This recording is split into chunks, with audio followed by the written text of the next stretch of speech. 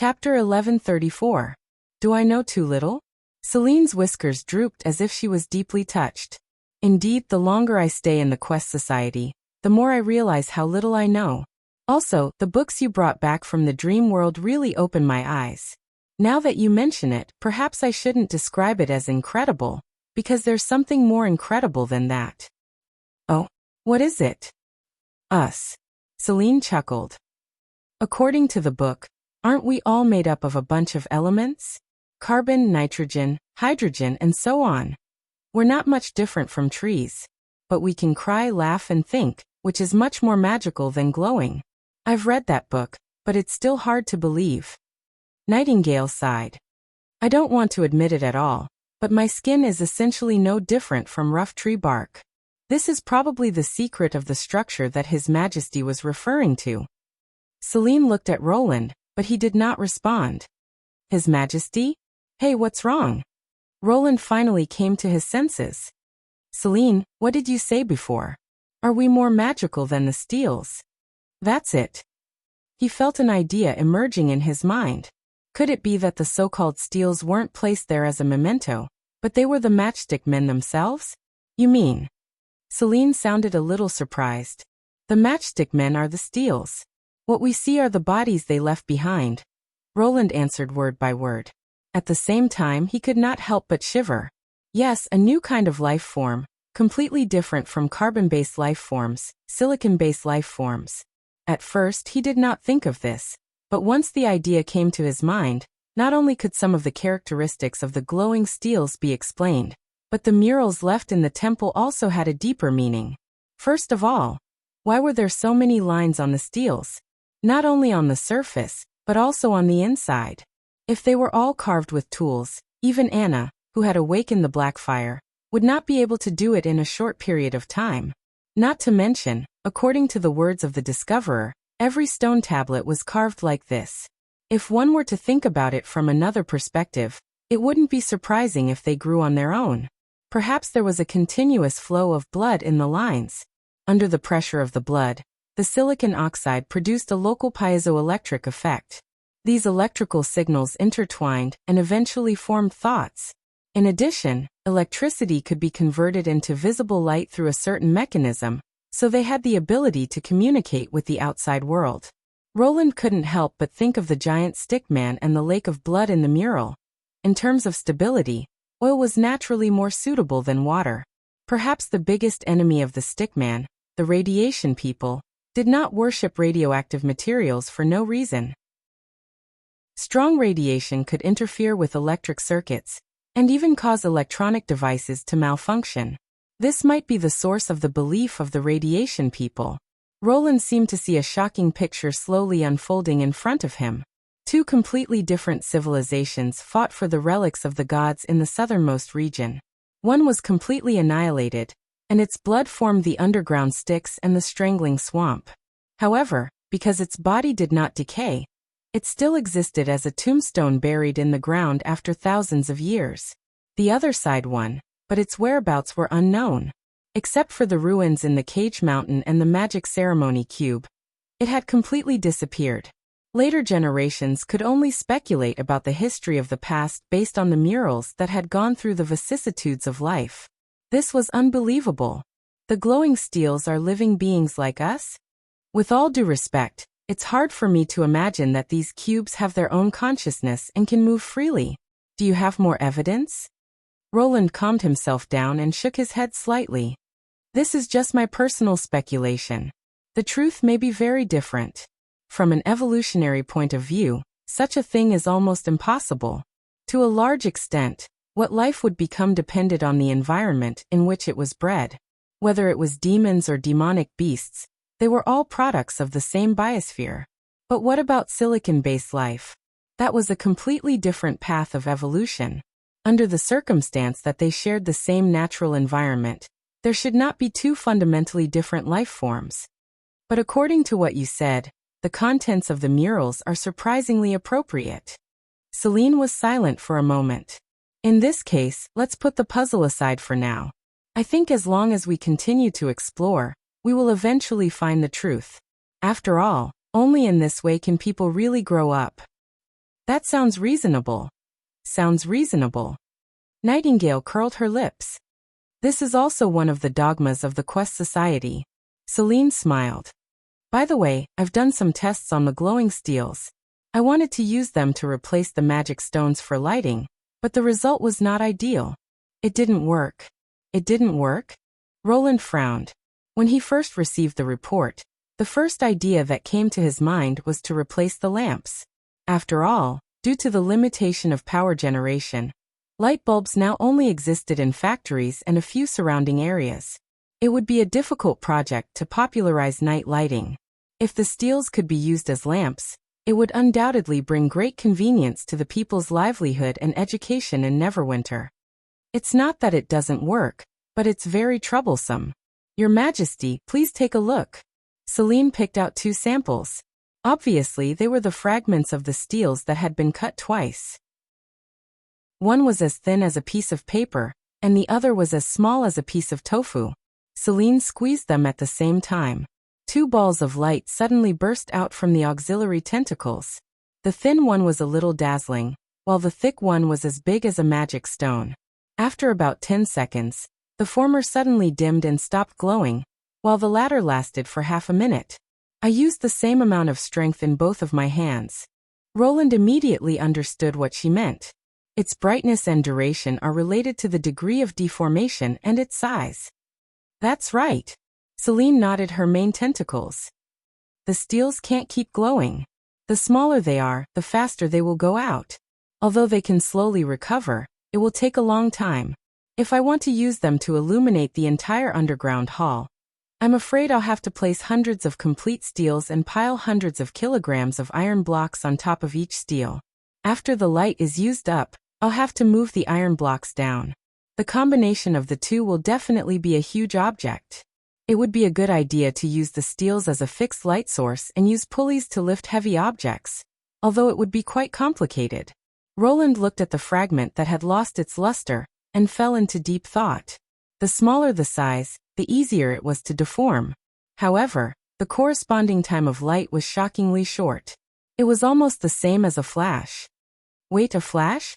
Roland's eyes suddenly lit up. It might take a long time to develop the steels, but he had already thought of a very suitable use for them.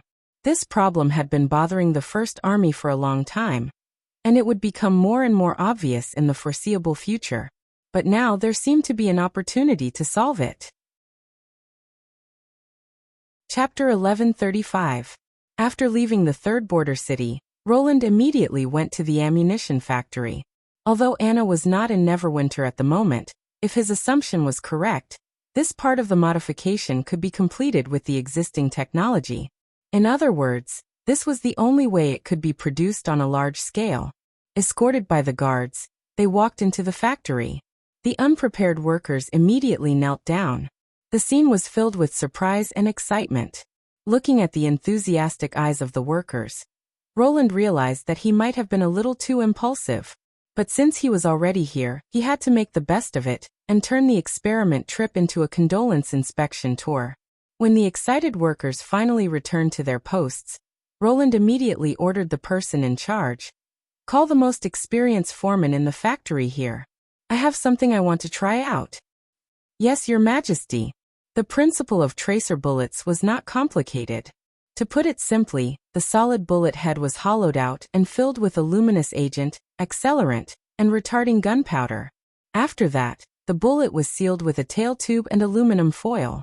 When the bullet was fired, the gas of the propellant would break through the foil and ignite the retarding gunpowder until the luminous agent was ignited. Finally, a bright trail was formed. In the future, with all kinds of chemical industries, this was just a matter of adding another production line. But in Neverwinter, where the industrial projects were extremely unbalanced, it was obviously a headache. The luminous agent was usually a mixture of strontium nitrate, magnesium aluminum powder, and barium peroxide. This meant that if he wanted to produce tracer bullets on a large scale, he would first have to conquer the industrial production line of these compounds. Of course, Roland was well aware of the level of the chemical industry in his territory. Even now, the Ministry of Chemical Industry could not guarantee the supply of machine gun ammunition to the First Army, let alone other industries. The person in charge quickly found a craftsman. To Roland's surprise, the craftsman was not a white-haired, trembling old man, but a young man about 25 or 26 years old. He excitedly knelt on one knee and saluted like a knight. "Your Majesty, how can I help you?"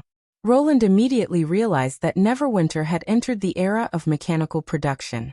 The younger generation with better learning ability was becoming the main force of the wave of industrialization. This was also a rare scene in the handicraft workshop. The speed of technological progress had surpassed the advantage of age. In the face of new production tools, past experience was no longer applicable.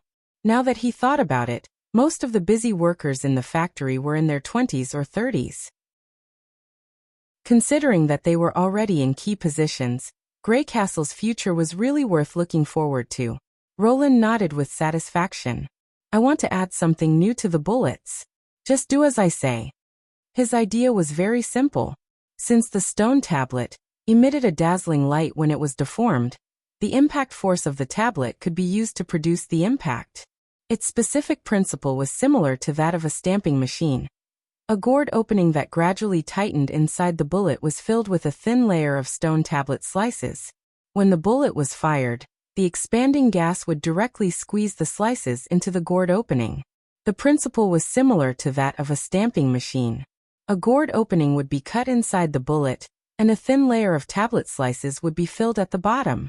When the bullet was fired, the expanding gas would directly squeeze the slices into the gourd opening. With just a few words of explanation, the other party completely understood his intentions and readily agreed to it. Only one day later, a verification report was sent to Roland's desk. The results proved that the method was indeed feasible. After many attempts, the 20 or so bullets that had been successfully modified could all be seen with a clear flash, and the barrage left a clear trail of light in front of everyone. Roland could not help but feel excited.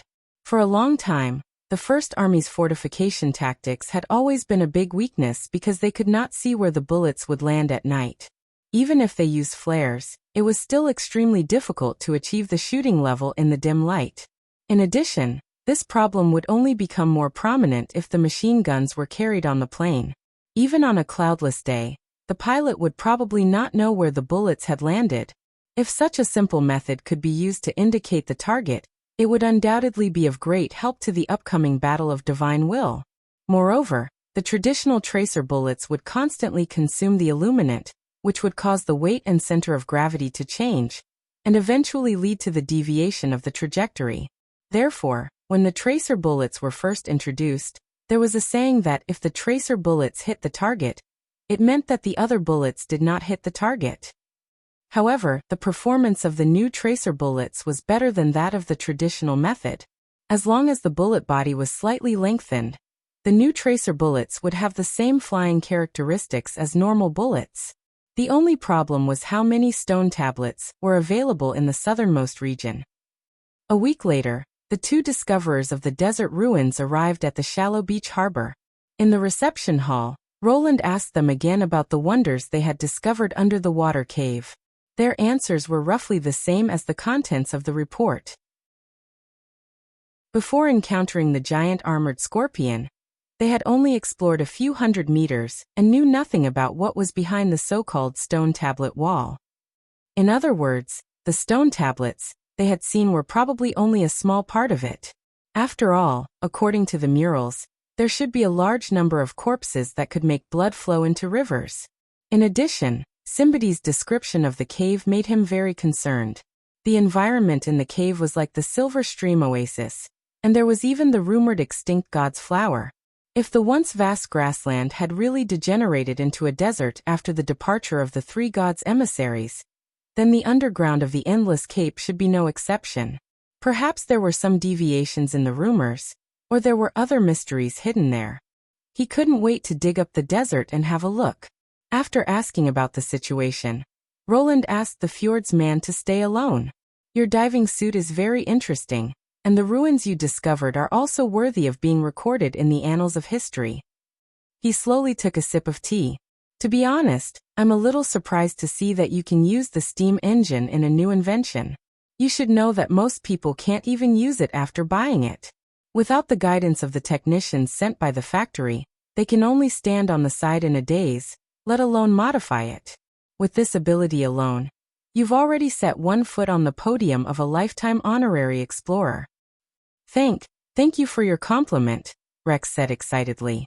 It took me half a year to figure out how to control it. If you need it, I can provide you with diving suits first, even at a discount. No, you misunderstand. I don't need your diving suit, Roland said with a smile. In fact, if I want to, I can make a better one. Rex blinked, as if he had not expected such a reply. He smiled awkwardly, as if trying to squeeze out a smile. Your Majesty. Roland interrupted him directly. You may think I'm bragging, but it doesn't matter. What I really want is the Society of Wondrous Crafts. The other party could not help but be stunned. I don't understand what you mean. I know what you want to prove, and I can help you achieve it. Roland went straight to the point. There are two kinds of sages in the world, stargazing and alchemy. Putting the former aside, I think what you're doing is essentially the same as alchemy. Both are creating new things for human beings. So why can't the Society of Wondrous Crafts be the third kind of sage's study, and establish a corresponding trade association? Rex's breath suddenly quickened. He suddenly realized the meaning of Roland's words. If someone else said this, he would only think it was nonsense or even mockery. Compared with the famous Alchemist Association and Stargazing Association, the Society of Wondrous Crafts was not worth mentioning at all. However, the King of Greycastle was different. Given his reputation and power, it was not impossible for him to do so. He swallowed and felt his throat become a little hoarse. Then, what's the price? Since Roland wanted to help the Society of Wondrous Crafts, it was impossible that he did not have any ulterior motives. All of this. What? Ahem, no, I mean you'll work for me. Roland cleared his throat. You'll move to Neverwinter and become a member of Greycastle. All the research results will belong to me, including the right to sell and use. And you'll get honor, wealth, and a better research environment. Rex did not know how to answer. Although the things they created were despised and criticized, they were like their own children. Most people in the Society of Wondrous Crafts would not agree to give them to others. I know this needs to be considered carefully. Go back to your resting place and think about it. Roland stood up and pushed a book to him. Give me an answer in 3 days. Your Majesty, this is. Rex asked in confusion as he picked up the book. Chapter 1136. When Rex left the reception hall, he saw Simbadi waiting for him in the courtyard. What do you think? Is the Great Chief interested in your diving suit? Asked the Sand Nation enthusiastically. After a week of getting along, the two of them had become more familiar with each other, and could be considered as half-friends. What's the reward for discovering the relic? The title of explorer? Rex shook his head disappointedly. He doesn't want to buy a diving suit. Well, I see, Simbadi said quickly. But it's normal that Greycastle Kingdom doesn't need it. When the news gets out, the Chamber of Commerce of the Fjords will definitely notice your invention. The sea is a treasure trove. That's what you said, isn't it? He did say that, Rex thought. Now that the King of Greycastle has summoned us, he obviously attached great importance to this matter. According to the terms of the recruitment, I will definitely be rewarded handsomely. Whether it was the reward itself or the title of explorer, it would attract a lot of attention and talk about him, thus making the diving suit famous throughout the Fjord Islands. However, he smiled bitterly and said, His Majesty's reward is a book. Simbadi was stunned. What did you say? The Sand Nation lowered his head and looked at the book in Rex's hand. Is it? Yes, it's this. Rex nodded helplessly. The book was not thick and only had dozens of pages. There was not a single word on the cover, not to mention the exquisite borders and prints. Even if it was given by an ordinary noble, it still looked rather shabby and did not look like a decent reward. Such a reward would not bring him fame, and he might even be ridiculed. The chief shouldn't be like this. Simbadi stamped his feet. Even I got 20 golden dragon as a reward. As the initiator of the salvage plan, you should get more than me.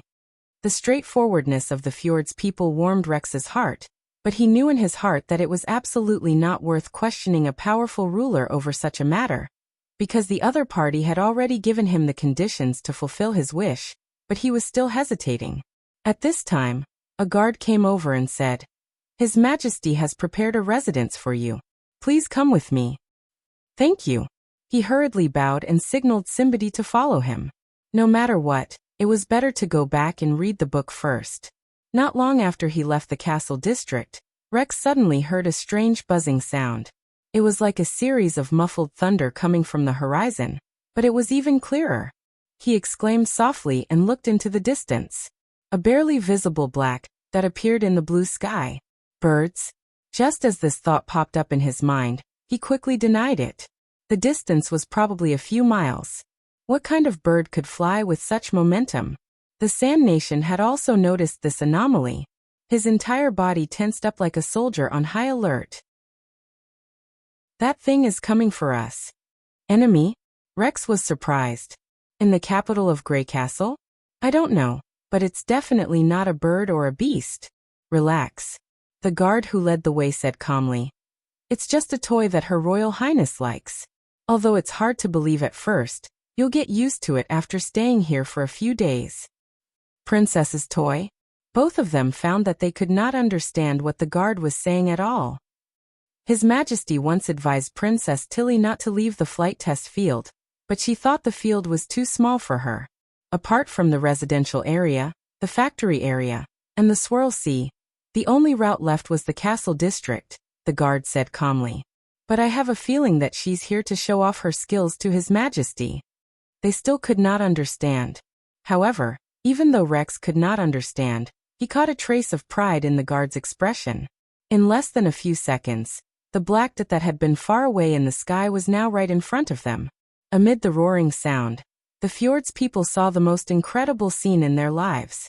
A metal creature with 2 pairs of long wings flew over his head like a gust of wind.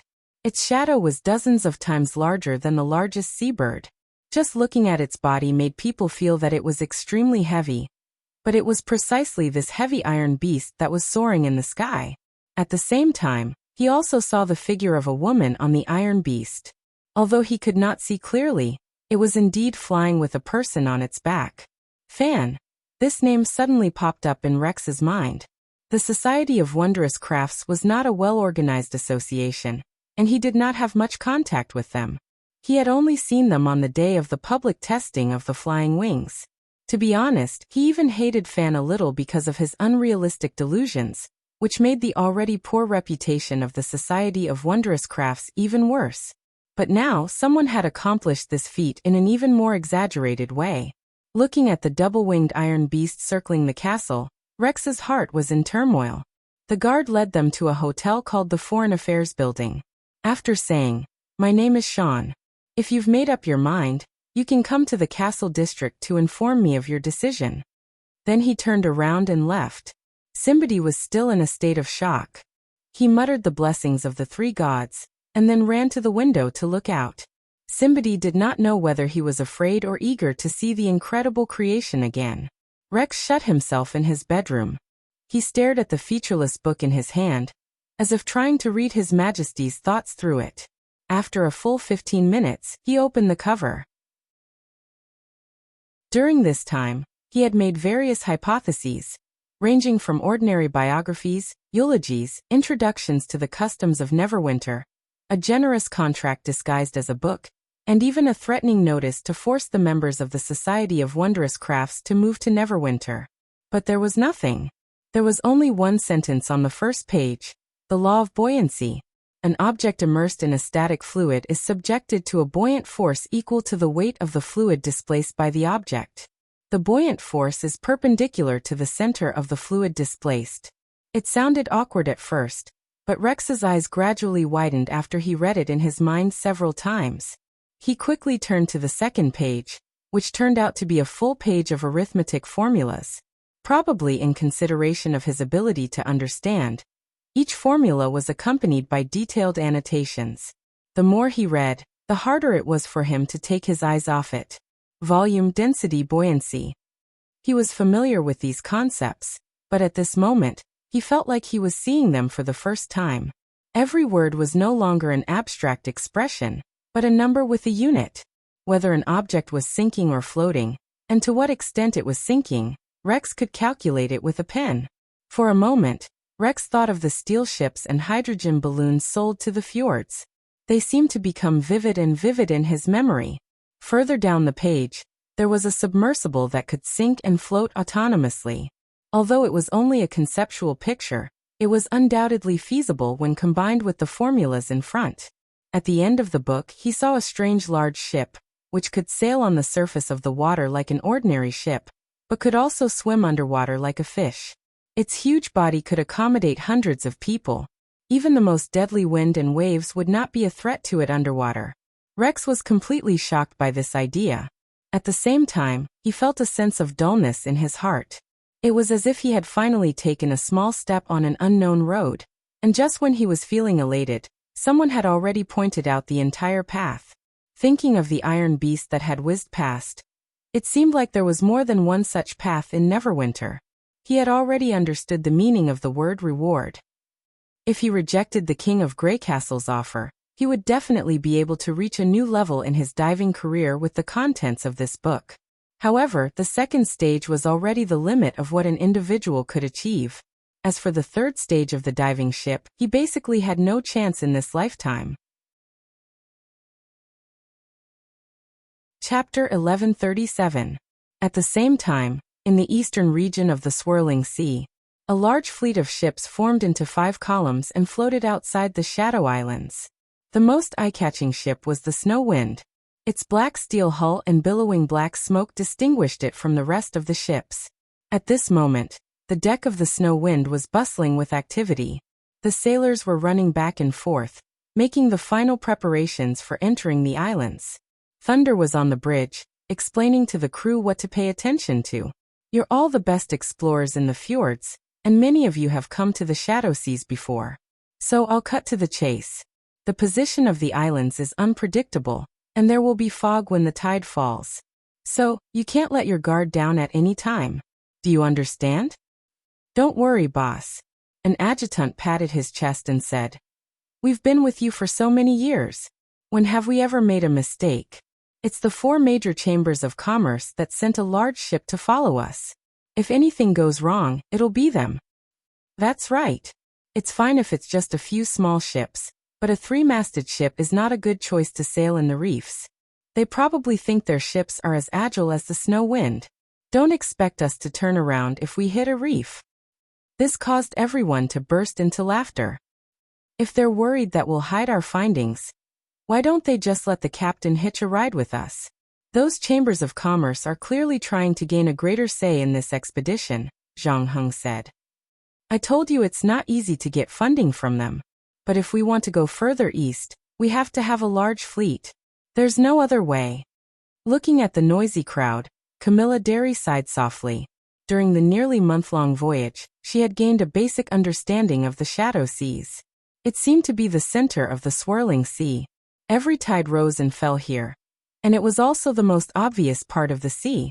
The difference between the front and the back could even turn thousands of submerged reefs into an archipelago. The sleeping island was nothing compared to it. What was even more incredible was that the Shadow Islands had been discovered for more than 10 years, but there was still no accurate nautical chart. The reason was that the reefs here were not fixed. All the objects hidden in the water seemed to be constantly moving, including the huge ruins. If they wanted to cross the sea, they must wait until all the reefs were out of the water. It was precisely because of this that the difficulty of navigating it could be imagined. But the people in front of him didn't look like well-trained professionals at all. Instead, they looked more like fierce bandits. The identity of an explorer did have a good reputation among the people of the fjords, but she could not see this among her peers. Except for a few people like Thunder who could convince the masses, most of them were the masters of their own ways. Camilla, who used to be a noble, was naturally disgusted by such a chaotic scene. If it were not for Princess Tilly's request, she really did not want Joan to travel with them. While sighing, she found that she actually missed the first army of Neverwinter. At least they did not make a fuss like monkeys during a mission. No matter what, they always stood straight and in high spirits, which was always pleasing to the eye. Camilla suppressed the discomfort in her heart, left the bridge command room, and went to the rear deck of the steel ship.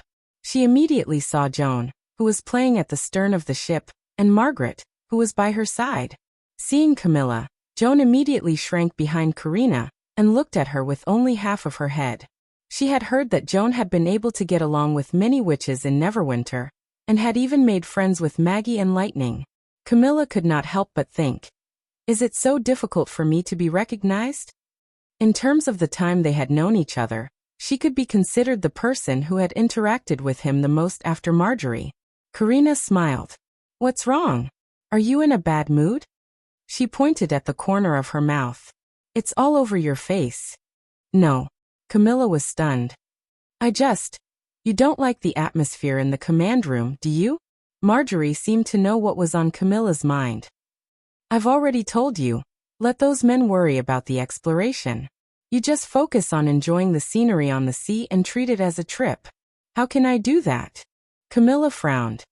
If I stay out of everything, won't I be putting my life in their hands?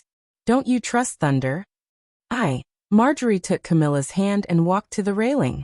Your sense of responsibility is admirable. I think if not, Lady Tilly wouldn't have let you manage Sleeping Island. But sometimes it's not bad to trust others. Not only Thunder, but also Lady Tilly. How can I not trust Her Highness Tilly? Camilla thought to herself, but found it difficult to refute. She had always disagreed with the idea of the witches moving to Neverwinter. Besides, staying on the sea for a long time will drive you crazy if you're always tense. Marjorie continued. Don't be fooled by the fact that they look like a bunch of uneducated bandits. They're really good at sailing. Camilla finally found a way to speak. I have to clarify that I didn't say that. But you think so, don't you? Karina's words soon made her speechless. Ha ha ha, it's nothing strange. The nobles of the Four Kingdoms see us as barbarians, just like we see the Sand Nation of the Majin Kingdom as barbarians. To be honest, I've only met one noble who doesn't discriminate at all. Or the reason for discrimination has nothing to do with his family background. Roland Wimbledon. Although she did not want to admit it, that was the only name she could think of. After all, that person had publicly offered to help the witches as early as 4 years ago. Camilla had previously thought that he might have some ulterior motives, but now, that excuse no longer existed, because the witch he had saved had become the Queen of Grey Castle. A little more trust? Just when Camilla was silent, a faint muffled sound suddenly came from the distance, as if a huge wave was sweeping towards them, or as if countless schools of fish were tumbling restlessly on the surface of the sea. However, she knew it was just her illusion. At the moment, as far as she could see, the sea was still calm. The tide is starting to ebb, Marjorie said in a low voice. Ah. Joan nervously grabbed the corner of Karina's clothes. After a quarter of an hour, Camilla saw a change.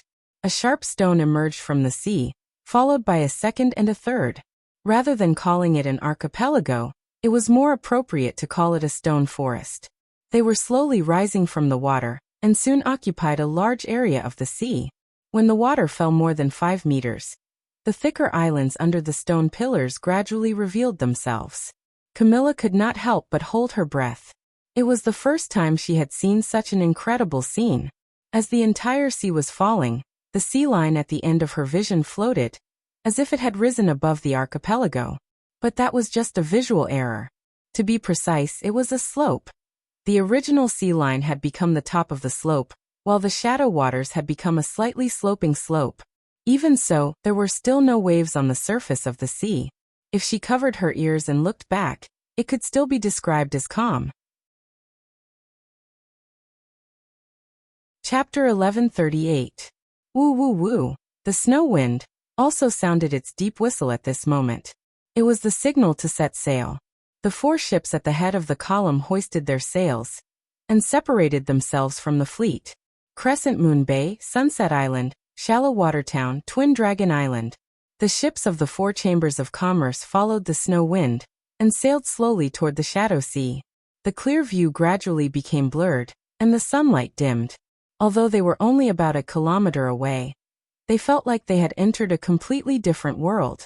When the deck was shrouded in mist, Camilla felt the vibration of the ship stopped.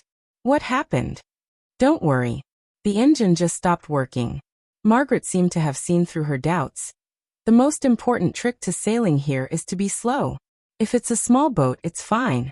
If it's a big boat, it's enough to glide along the water slope. Look behind. Camilla looked in the direction Marjorie was pointing. The sails of the ships of the Chamber of Commerce were lowered to half-mast, and some of the sails were facing each other, which was a scene that could never be seen on a normal sailing. In addition, there was a burning brazier set up in front and behind each ship to mark their position. But even so, she could only see the traces of 2 ships. The silhouette of the 3rd ship was completely hidden in the fog, and the weak flames were like flickering fireflies. The 4th ship seemed to have completely disappeared. Are we going downhill? Camilla asked suspiciously. After staying on Sleeping Island for a while, Camilla was no longer ignorant about the sea. When the high water swallowed the caves and cracks, whirlpools would appear on the surface of the water. The smaller whirlpools were as thick as a finger, while the bigger ones could be several meters long. In any case, the water would gather at the center of the whirlpool from all directions, and the closer they were to the end, the faster the water would gather. Camilla had thought that the sea was too vast to feel the changes in the current. However, now that the fleet had entered the depths of the Shadow Sea, it was strange that the water was still so calm. She even saw the algae floating on the surface of the water drifting out of the sea. This meant that the direction of the current had not changed at all. There was no sign of the current turning back, let alone converging at the bottom of the slope. It does look incredible, but it's the truth. Marjorie nodded. If the ebb tide was caused by a huge whirlpool, we wouldn't even think about exploring it. This was because a whirlpool that could affect the entire ocean was probably even deeper than the abyss of hell. Entering it would only lead to death. It's because it's so strange that Thunder wants to explore it. She paused and looked at Joan, who was gazing at the sea blankly. But there's a limit to our ability. It's almost impossible to dive to the bottom of the sea. It's because of your help that we can see hope. Having said that, Camilla felt a chill down her spine as she looked at the wet stone pillars and reefs around her. She could at least see the real shape of the rocks that were close by, but for the reefs that were further away, she could only see the dark shadows of different depths, just like the claws of a ghost in a nightmare. Cry. Fish. Red fish. Joan suddenly yelled. Camilla turned her head and saw a bright red river, suddenly appearing on the right quarter of the snow wind. Although Thunder had told her about it, she was still shocked when she saw it with her own eyes.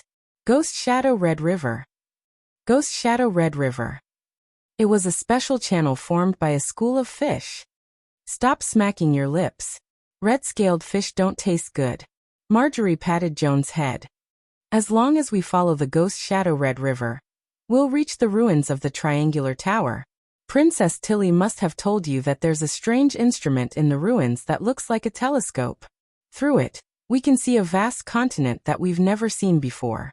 That's our final destination. She did tell me about it. It's a pity that our current destination has nothing to do with the ancient ruins. Otherwise, you would be able to experience the magnificence and wonder of the ruins, Karina said regretfully. No. I'd better not, Camilla said decisively. If she could, she would never set foot in this sea again. Your reaction is completely different from Princess Tilly's, Marjorie said, covering her mouth with her hand and laughing. After sailing for about 2 hours, the snow wind stopped beside a large reef, followed by the 3-masted ships of the 4 major chambers of commerce. After the ships were anchored, the people in charge of the 4 major chambers of commerce gathered on the deck of the flagship. No one is missing, the adjutant of the Snow Wind said, twitching his mouth. I thought you would drive the ship onto a reef and cry for help. You're not the only good captains and sailors. The people of the 4 major chambers of commerce would not pretend that they did not hear that. The steel ships are good, but the people on them are not. That's enough. Thunder interrupted the argument. It's already the best result that we can get here safely. Did we encounter any danger on the way? No, the people in charge of the chambers of commerce said. It was very quiet this time. We didn't even encounter a single sea ghost. I thought it was strange too. Usually 1 or 2 unlucky people would be dragged into the water by the sea ghosts. Or did we choose a route that avoided the ancient ruins, and those monsters prefer to use the ruins as their nests? That sounds reasonable. Thunder pondered for a moment, and then waved his hand to silence the people. If that's the case, let's not waste any more time. The ebb tide will last until evening, so we'd better go to the bottom of the sea before then. If we don't find anything, we must leave before the tide rises. Otherwise, we'll be trapped in the archipelago. He looked at the 2 witches and said, Joan, Lady Camilla, I'll leave the rest to you. Yeah. Joan nodded seriously. As long as you can shut them up.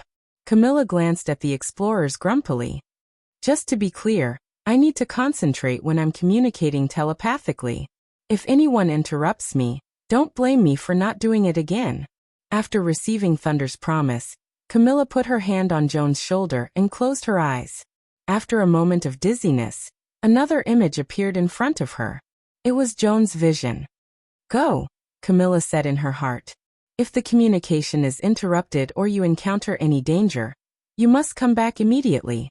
Do you understand? Don't force yourself. Your friends are waiting for you. When Camilla mentioned the word friends, she clearly felt a slight tremble in Joan's heart. Then she became determined. Got it. Joan then jumped back into the sea. A cool and comfortable feeling immediately enveloped Camilla. Her fatigue seemed to have been swept away. However, she knew it was just an illusion. It was Joan who felt comfortable, not herself. She shared Joan's happiness. How is it? Thunder asked. Everything is going well. The depth is about 50 meters, Camilla replied. The stone pillars don't seem to be getting thicker, and even the islands and reefs. I don't see anything like the seabed or underwater mountains. They're all separated.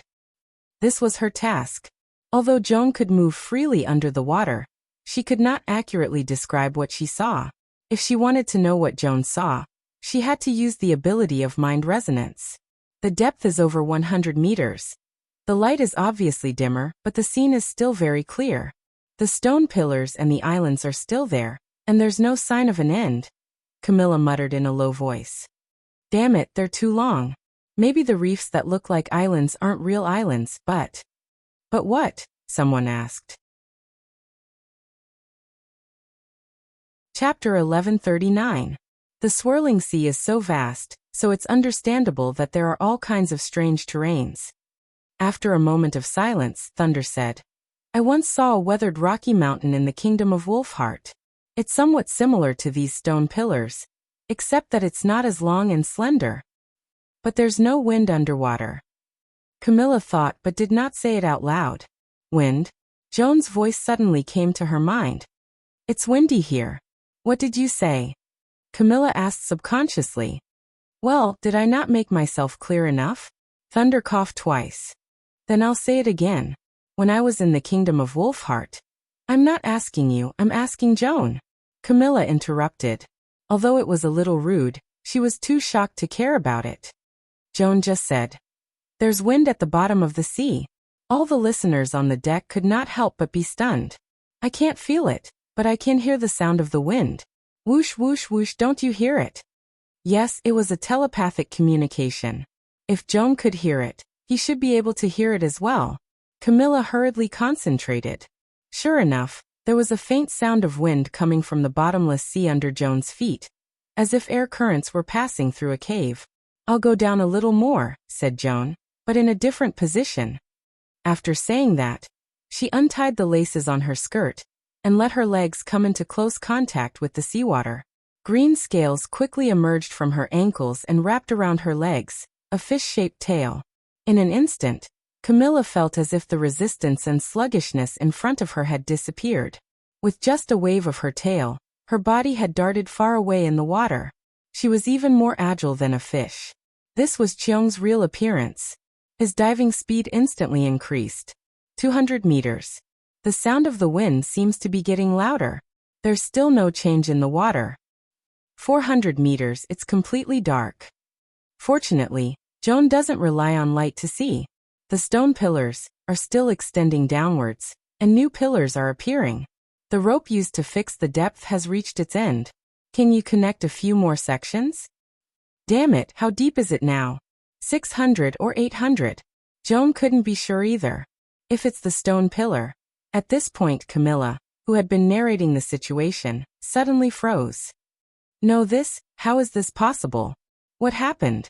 Thunder quickly asked. The chief butler of Sleeping Island felt an indescribable chill rise from his back and spread to his whole body. The pillar, is gone. Gone? Do you mean disappeared? Thunder frowned and looked at the sea. The dense islands and reefs around them had not changed at all. No matter how he looked at them, they did not seem to have disappeared. Camilla held her trembling hands and said, "There is no seabed, there is nothing. They are floating in the sea."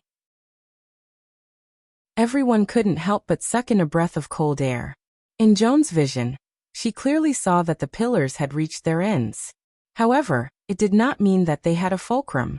Instead, they stopped abruptly as if their ends had been cut off, leaving only their upper halves floating in the water.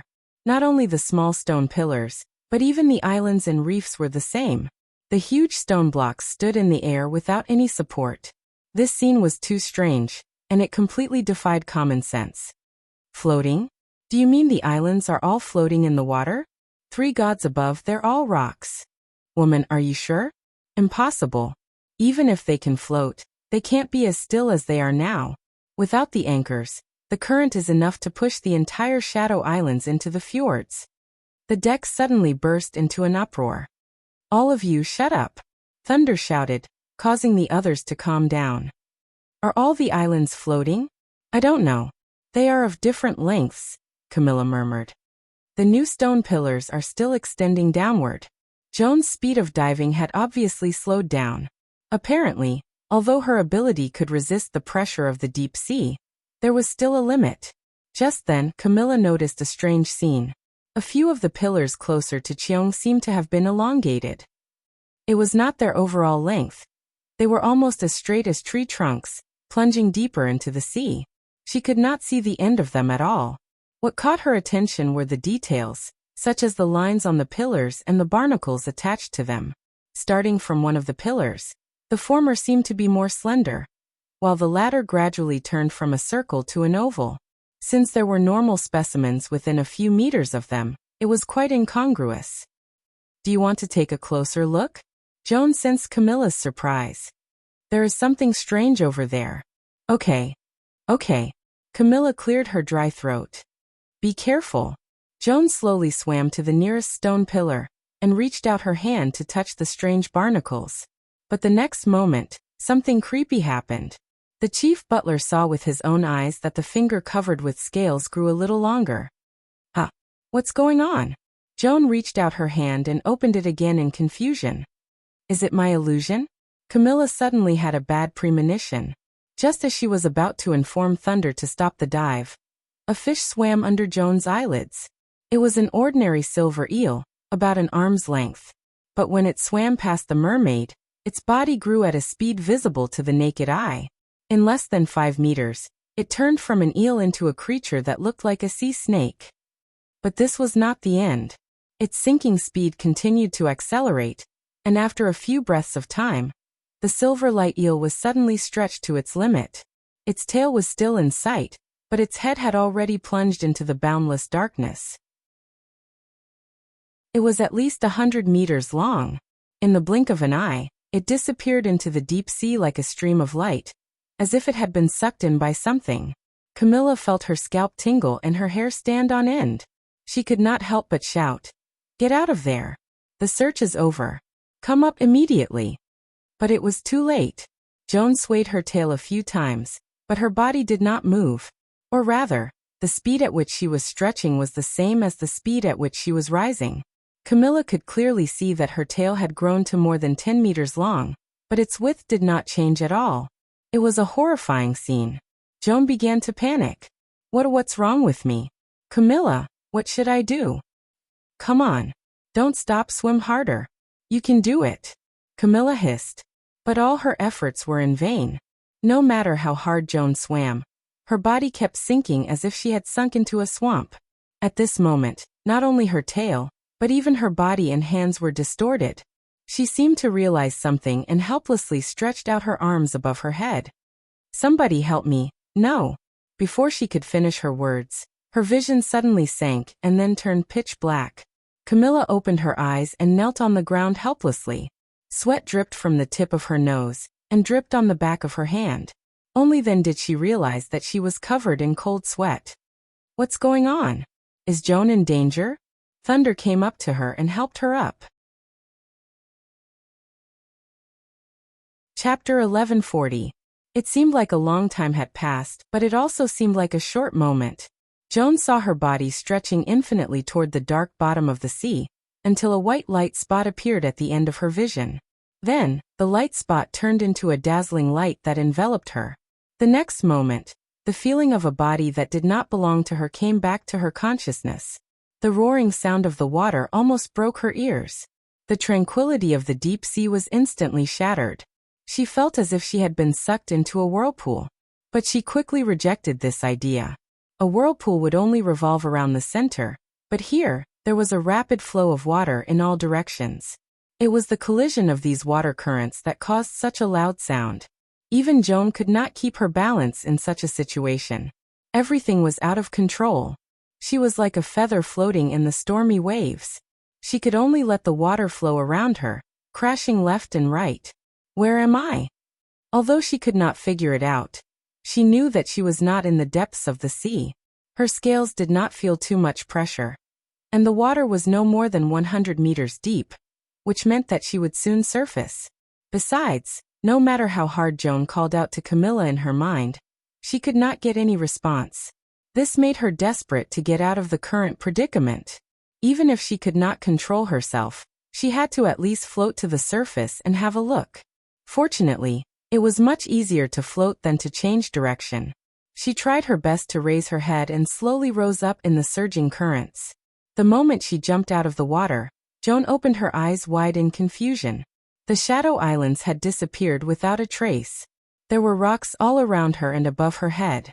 The vast sea had turned into a waterway, hundreds of meters long. The seawater flowed rapidly in it, rumbling. The wind was blowing above the water, so strong that it was almost impossible to open one's eyes. The whistling sound overlapped with the sound of the wind at the bottom of the sea. Just as she turned her head around, she saw a bright light behind her. The water rushed toward the source of the light, as if it had found a vent. Was she going to have to go through the same thing again? Before she could think further, Joan was pushed into the light by the unstoppable seawater. The roaring suddenly quieted down, as if she was a lot farther away from the light. For a moment, she felt that she was flying.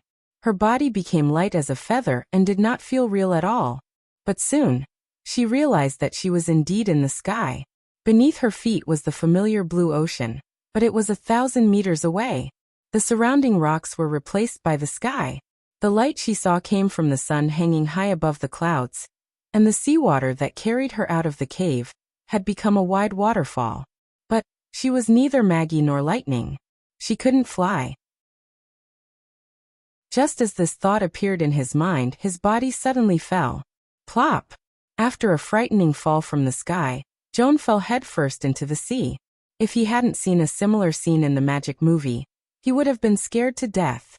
She swam out of the water again, and let out a long breath. That's right, I was clearly in the deep sea just now. How did I suddenly get washed up into the sky?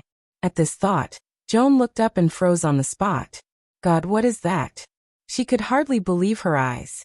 An incomparably huge boulder floated in midair. It was so huge that it was impossible to see its entire appearance. The shadow cast by the boulder covered half of the sea like a dark cloud in the sky. Some of the clouds were even below the boulder, which gave people the illusion that it was not an isolated giant, but the top of a mountain. However, even the impassable mountain range was not majestic in front of the boulder. Joan estimated that the boulder was at least 100 meters thick, which was like a large island. There were many cracks on the thick boulder, ranging from hundreds of meters to a few kilometers. Seawater poured out of the cracks, forming a waterfall that connected the sky and the sea. Such a large amount of water poured into the boulder, stirring up huge waves on the surface of the sea. Even Lord Thunder had never seen such a shocking spectacle, right? Although Joan did not know where she was, she was sure that she was far away from the fjords and Grey Castle. Otherwise, such a huge boulder would have been discovered a long time ago. Can I go back? In the turbulent waves, Joan put half of her head into the water and spat out a string of bubbles. Plop! Just then, she heard the sound of something falling into the water not far away. It sounded like something had fallen from above. Are there other people who were unfortunately involved? Joan estimated the distance, dived into the water, and swam in that direction. After swimming for about a quarter of an hour, she finally got a good look at the thing that had fallen into the water. It was an oddly shaped boat, about the size of a three-masted ship. The lower half seemed to be a cross between a fish and a squid, and the upper half was a frame of curved ribs, wrapped in flesh that looked like internal organs. At first glance, it looked like the body of an animal that had been half-eaten, and she could not help but feel a little nauseous. However, it was definitely not an inanimate object. Soon after falling into the water, it spread its 4 pelvic fins and began to paddle in the direction of the spreading waves. Joan followed the direction of the boat and was shocked. In the distance, there were hundreds of such monsters. They lined up neatly in several rows, half hidden in the waves. They looked like a huge fleet. After the newly fallen one joined the fleet slowly sailed to the east. Joan only breathed a sigh of relief when they completely disappeared from the horizon. What should I do next? Since the monster boat had fallen from the floating land above, there might be other strange enemies nearby. Although Joan had never seen such a monster, her intuition told her not to approach it. Ever since she had awakened as a witch, her intuition had never been wrong. Don't force yourself. Your friends are still waiting for you to go back. Lady Camilla's words flashed in Joan's mind. Then the voices and smiles of Lightning, Maggie, and Sister Lorger appeared in her mind one by one. She wanted to go back. She had never had such a strong desire in her life. She wanted to go back to Neverwinter, the place where she had made so many friends during the winter. She wanted to go back to her friends. Ah! Joan shouted as if to encourage herself. She identified the direction and swam to the west. No matter how wide the sea was, there was always a boundary. Moreover, Lightning had said that the world they lived in was spherical. As long as she kept swimming in one direction, she would definitely see her friends in the exploration group again. Definitely. The fleet has to go. Thunder looked at Camilla Derry, who was leaning against the fence. The Shadow Islands isn't the end of our journey. We'll consume a lot of water every day we stay here. It's already the 3rd day. If we go on like this, we'll lose control of the fleet. But Camilla looked haggard. Joan hasn't come back yet. It's not your fault. Thunder patted her on the shoulder. Besides, it won't get any better if we keep waiting. Do you remember what you said? There are only 2 possibilities for the spiritual connection to be cut off. One is that the other party is dead, and the other is too far away. If you don't want to believe the first possibility, then you shouldn't stay here. You mean go to the east of the ceiling to find her? To be honest, the possibility is slim, but it's better than waiting here. Thunder said patiently. Don't forget that Joan isn't an ordinary person. An ordinary sailor will die after falling into the water, but Joan won't. She's lived in the sea for more than 10 years. She can survive without us. I see. Camilla bit her lip. Then I'll go to the ceiling with you. No, Thunder interrupted her. You're not in the right state of mind for the next exploration.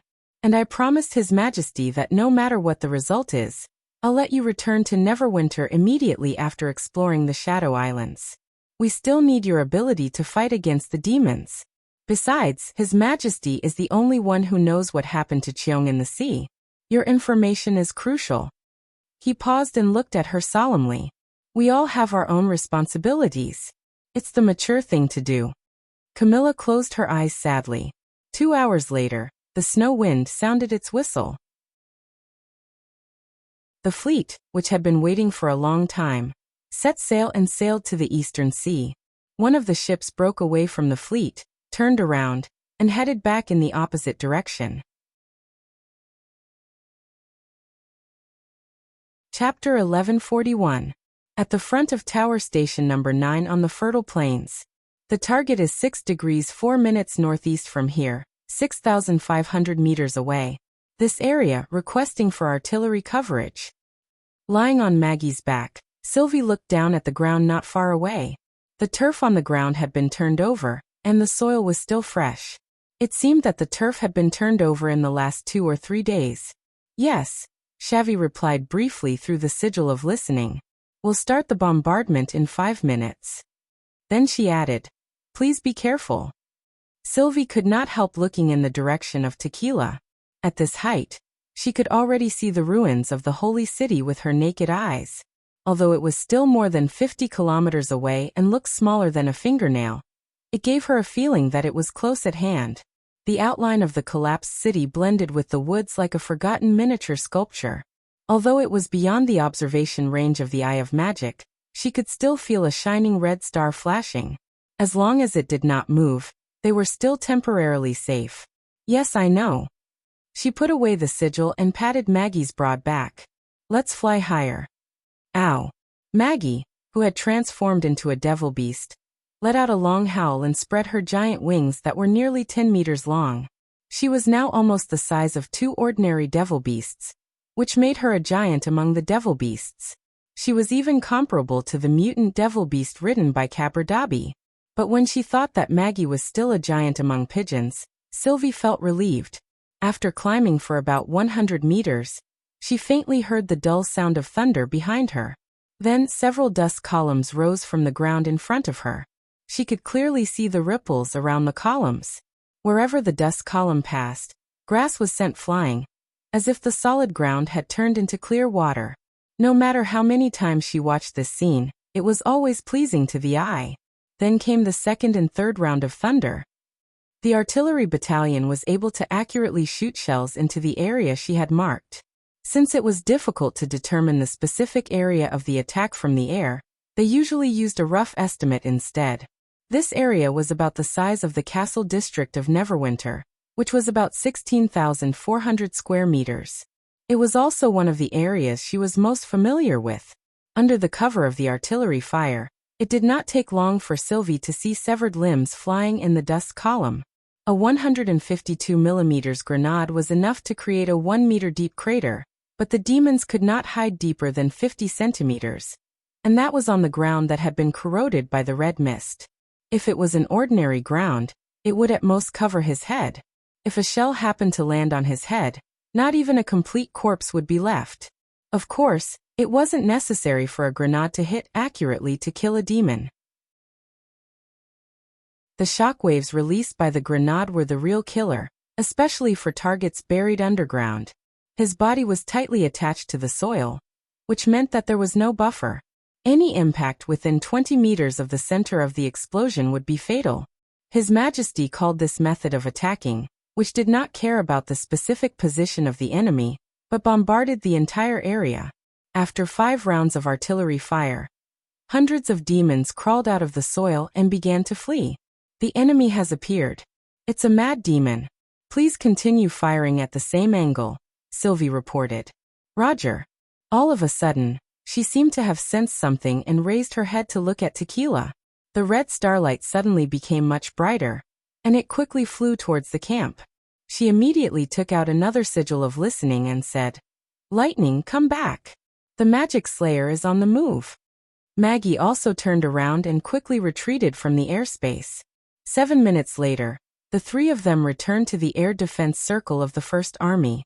The magic slayer was also within the range of the magic eye. Sylvie saw the blue-skinned demon, which resembled a human, hovering above the bombardment area twice. It then stared coldly at the 3 of them in the air with a murderous look on its face. During this time, the artillery battalion did not stop firing. Sylvie realized that the magic slayer could not do anything even though he was angry. Even the powerful magic slayer could not stop the whistling shells from killing his own kind. In the end, the magic slayer could only abandon the fleeing mad demons and turn around to return. Sylvie immediately felt a lot less pressured. It's gone. Shall we go and scout again? Maggie shouted. She glanced at Lightning, who was clenching her fists tightly, and finally shook her head. Let's call it a day. I need to conserve some magic power for tonight. Besides, we've already swept the area within 5 to 6 kilometers. It's enough to ensure the safety of the engineering team for the next few days. After returning to the underground command center of station number 9, Sylvie painted a piece of land on the map green. It was the area that they had swept today. Almost all the areas along the railway were green. Thank you. The light of dawn came up to her with a cup of black tea. It seems that Lady Edith's banishment plan worked. Sylvie took the tea and said with a smile, "Yes, it seems so for now." This was not the first time she had encountered such an encounter. In fact, ever since they were within 100 kilometers of Tequila, the risk of scouting ahead had increased significantly. Using the magic eye to observe through the soil made it difficult for her to keep track of the enemy in the air. Within this distance, the demons could already stay in the air for a long time with a lot of gas tanks.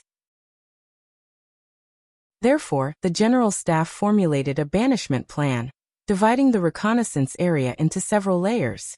The area within 0 to 2 kilometers was the absolute safety zone.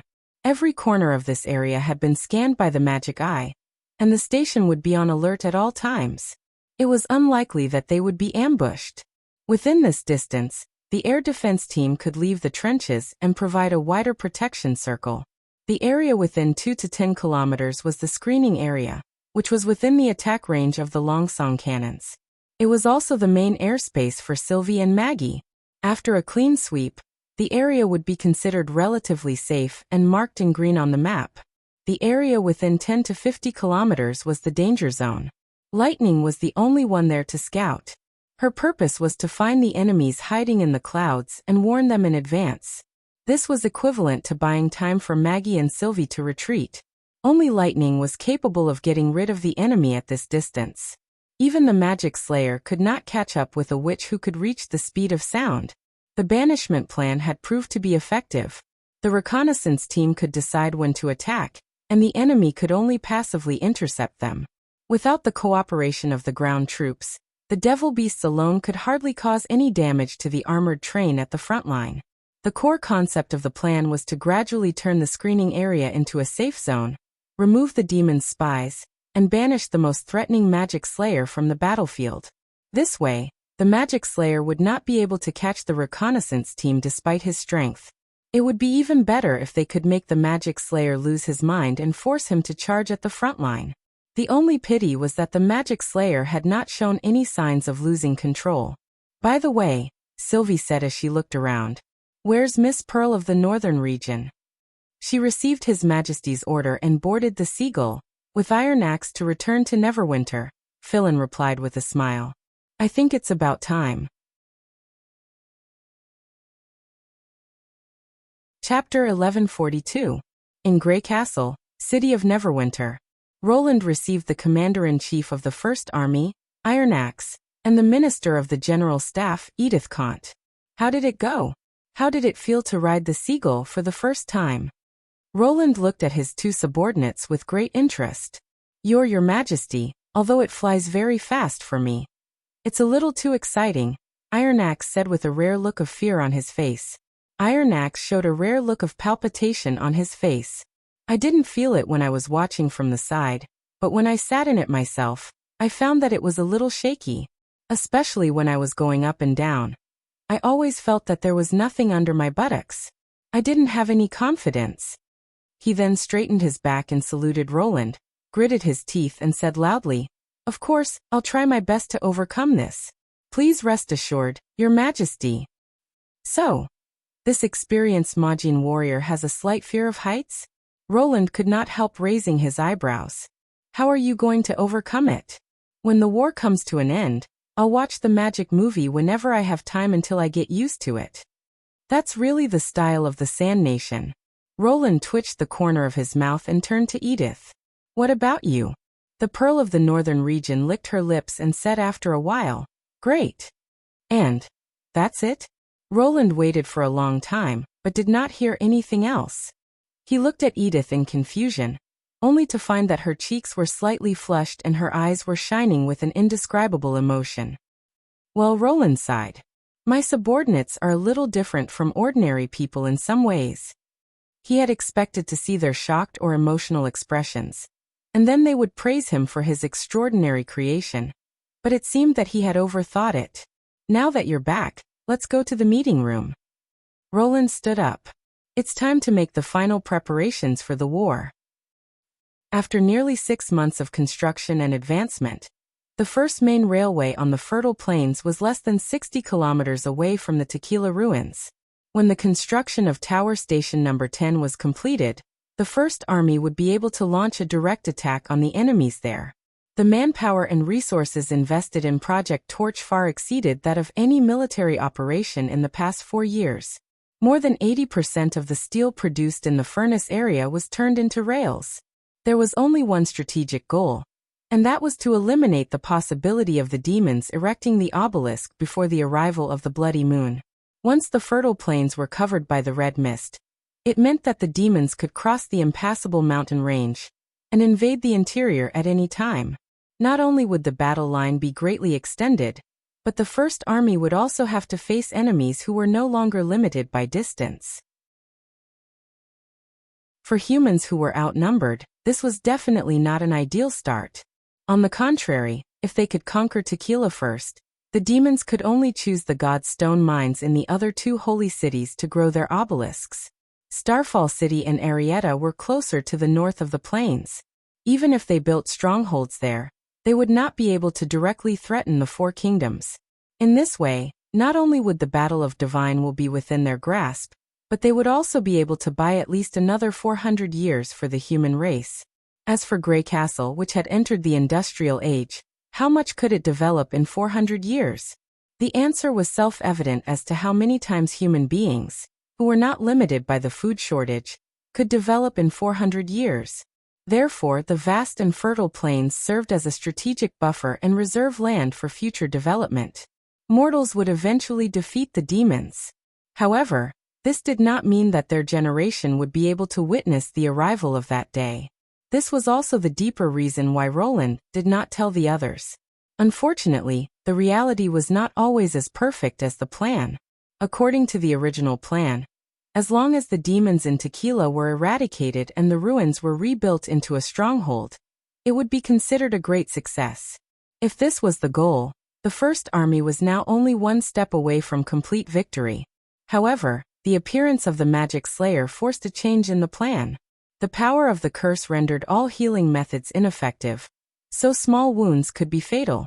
Lightning's self-healing ability was basically equivalent to the speed of infection, but Leaf was not so lucky. According to Ash's secret observation and report, Leaf's condition was deteriorating. Although she did not say anything, her complexion and spirit could not be hidden from Ash's, who was always by her side. Deteriorating meant that the speed at which the wounds were decaying had exceeded the limit of healing. Like a lesion that was spreading little by little. It seemed to be fine at first, but in the end, the body would collapse. Whether it would take a year or a decade, as the most important part of the population expansion, this was an unacceptable loss. They had to put an end to the Magic Slayer in Tequila. In the conference room, the witches and the representatives of the army gathered together. The light screen from the third border city was displayed on the wall. They were discussing how to ensure the death of the senior demon with the power of the curse in the final battle. First of all, according to the General Staff's deduction, when the situation becomes unsalvageable, the Magic Slayer has a 90% chance of retreating, said Edith. Edith was still the first one to speak. There's not much concrete evidence for this conclusion. It's more of an expectation than anything else. Judging from the fact that it's still keeping a considerable distance from us, it should be the opposite of Caberdabi. I agree with this conclusion, said Alethea, who had dealt with the demons the most. Being fearless doesn't mean that they will die for no reason. In this respect, they're just like us. A senior demon is much more useful than an ordinary mad demon, so it's unlikely that he will die with his subordinates. So we have to take the initiative and intercept the Magic Slayer on his way out. Edith nodded. Fortunately, we know the Magic Slayer's whereabouts very well, and we've experienced this before. She looked at Andrea Quinn and said, if the Magic Slayer doesn't notice it, sniping him from a long distance is undoubtedly the safest and most reliable choice. Andrea ran her fingers through her hair gracefully. I have a question, Tilly said. Go ahead, Your Highness, the Pearl of the Northern Region said with a hand on her chest. First, we don't know whether we can kill the Magic Slayer with a single bullet. What if we can only injure him? We don't have a second chance. Second, what if the Magic Slayer has already noticed the long-range weapon and is trying to avoid it when he retreats? Based on our previous battles, this is not a small possibility. After all, the Magic Slayer's understanding of firearms has far exceeded our expectations. We've also considered these two questions, Edith replied. As for the first question, the General Staff has come to the conclusion that we should use God's Stones of Retaliation as bullets. A God's Stone bullet? Yes, even if it's not fatal, the Magic Slayer will still lose his ability to fly. Of course, I know that the smaller the God's Stone, the harder it will be. A God's Stone that can be cut to the size of an ordinary bullet can be directly smashed by a hammer, so it won't be able to withstand the pressure when it is shot out of the chamber. However, Miss Andrea's weapon is of a different caliber, so perhaps we can give it a try. She paused for a moment and then said, Also, I've confirmed with Ms. Agatha that the God's Stone melted with magic blood will be much stronger. She came back with 2 bottles of fresh blood collected from demons, and she should be doing some experiments now. Using demons' blood to make a weapon that can kill them? I like that idea. Alethea smiled. Yes, you're the second mortal that I find interesting. The Pearl of the Northern Region replied with a nonchalant smile. As for the second question, we need a backup troop to fill in the gap. At present, only lightning is faster than the Magic Slayer, Vendi said worriedly. But she can't stop the Magic Slayer. No. She shook her head. There's something faster than the Magic Slayer. Something? Tilly seemed to realize something. Chapter 1143. And the people on the plain are God's punishment witches? Exactly. The anti-magic field works just as well as the God's Stone. A dozen God's punishment witches should be able to hold off, or even kill the enemy. Even if they can't, the sniper team can rush over and give them the final blow. The Pearl of the Northern Region said bluntly. Of course it won't be easy. How we do it depends on the enemy's actions, but at least we're not completely helpless. I personally think the success rate is not low. After all, the enemy has seen bullets, but has never seen the seagull. If I hadn't seen it with my own eyes, I wouldn't have believed that an ordinary person could fly into the sky. Roland immediately understood the General Staff's plan. Indeed, it was not safe to rely solely on the sniper team. If the enemy discovered that the patrolling devil beasts had a long-range, accurate weapon, they would definitely make some countermeasures when they retreated. For example, they would keep flying in a different direction, or lower their altitude to escape. Even Andrea would not be able to do anything about it. She could find the coin that was bound to stand, but the coin that was bound to stand did not necessarily exist. In this case, someone had to step forward to fill in the gap.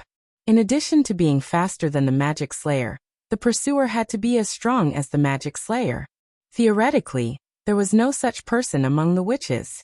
However, the General Staff had thought of using a glider and a group of God's punishment witches to achieve the same effect. It was a clever way to save the country. The seagull could hide in the sky and turn altitude into speed when needed. After a period of accumulation of kinetic energy, the seagull could easily exceed 500 kilometers per hour and catch up with the fleeing demon.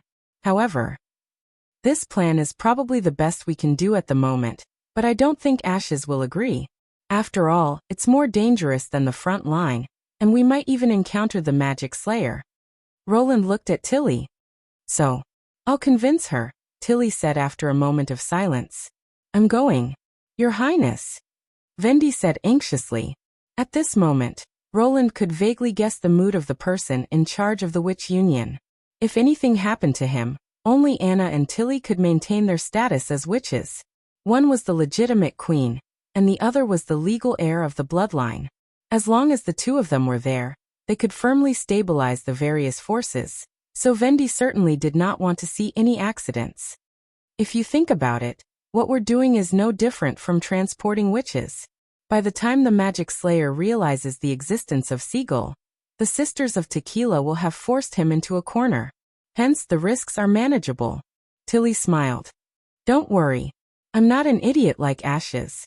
I won't do anything beyond my capabilities.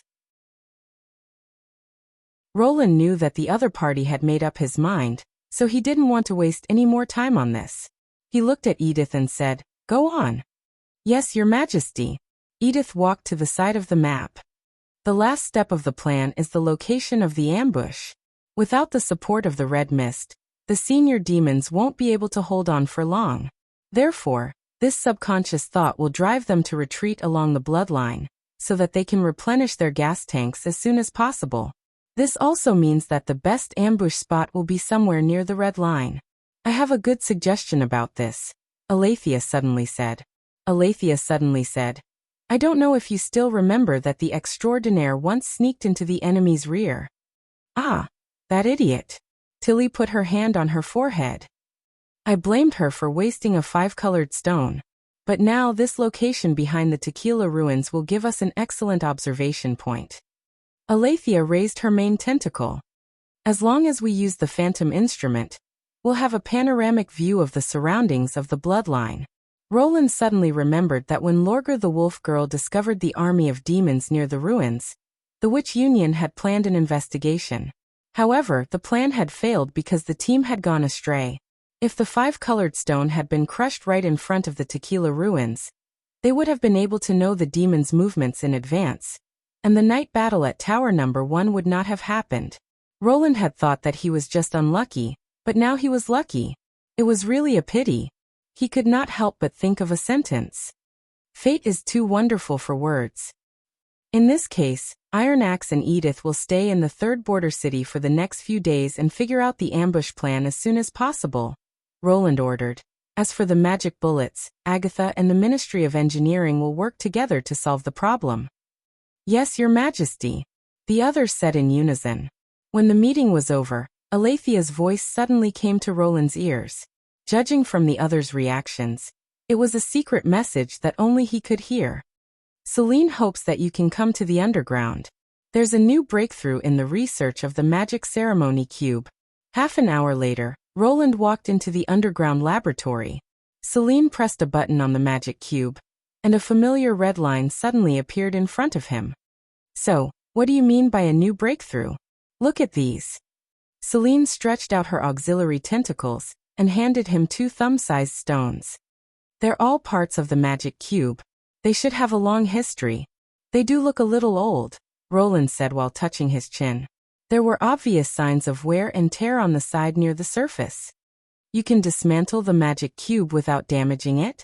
Wait, since the parts of the magic cube are in your hands, why is it still glowing? Is it? That's right, Your Majesty. Celine smiled and said, The parts in the magic cube are the new parts that I've replicated. The fact that it can function normally means that those parts are working. I wonder if you're satisfied with this breakthrough? That's amazing. Roland held her tentacles in surprise as if he was admiring a precise knife. It's only been 3 months. I thought it would take me a year, or even longer.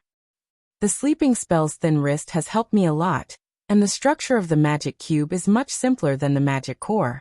Celine let him look at her for a while, and then withdrew her auxiliary tentacles, feeling a little embarrassed. I think I need several thousand pieces for the experiment.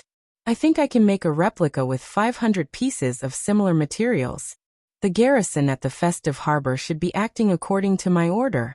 I think we'll hear from them soon, Roland said excitedly. If he could successfully replicate the magic cube, it might bring another round of earth-shaking changes to Neverwinter like the steam engine. If that's the case, can I ask for a reward? Celine suddenly changed the topic and said with a hint of expectation, Of course, all this is for the advancement of the research in the future. What do you want? Roland asked curiously. Chapter 1144. At night, Roland told Anna about the meeting during the day.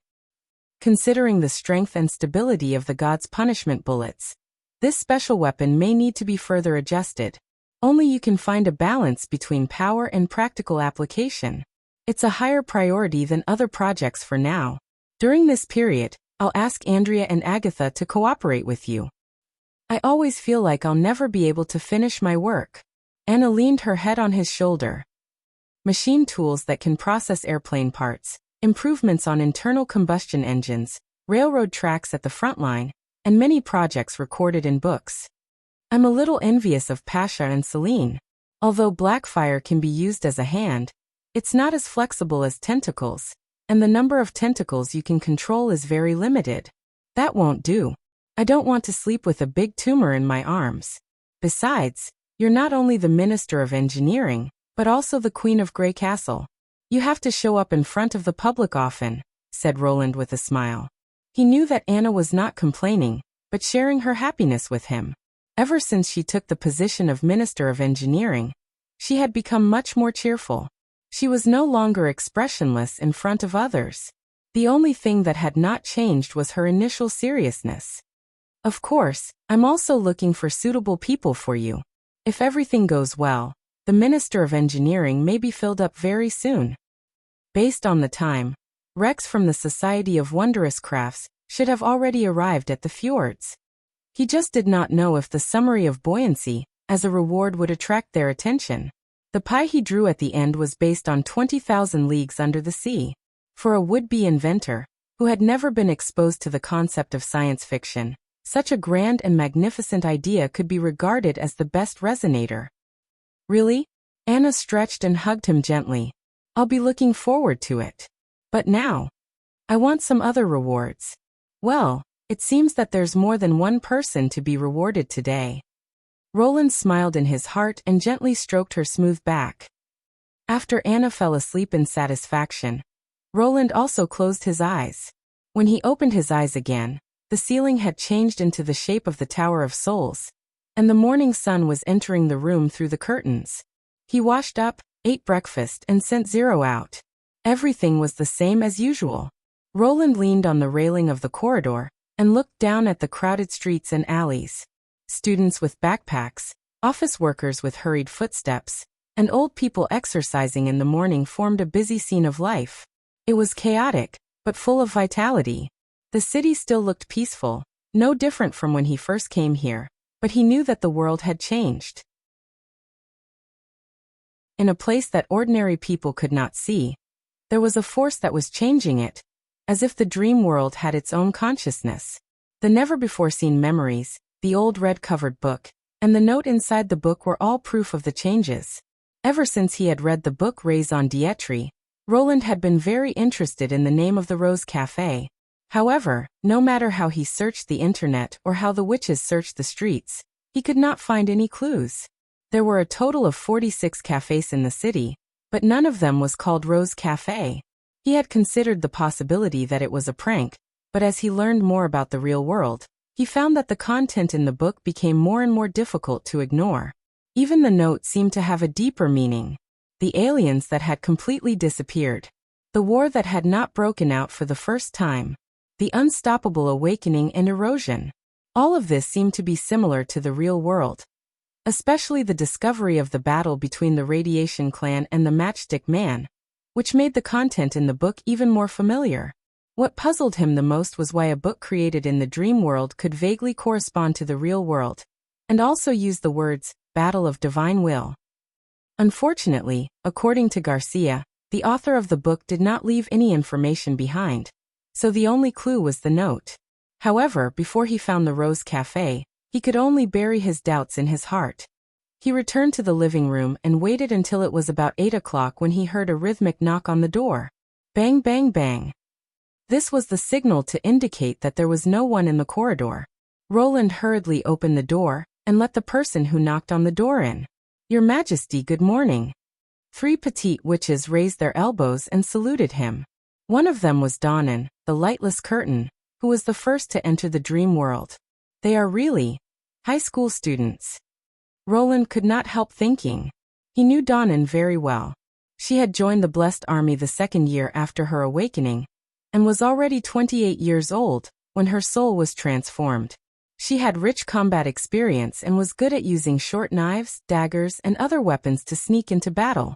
However, because of her small size and the special magic power that could slow down the aging process, she looked no different from a young girl in her teens.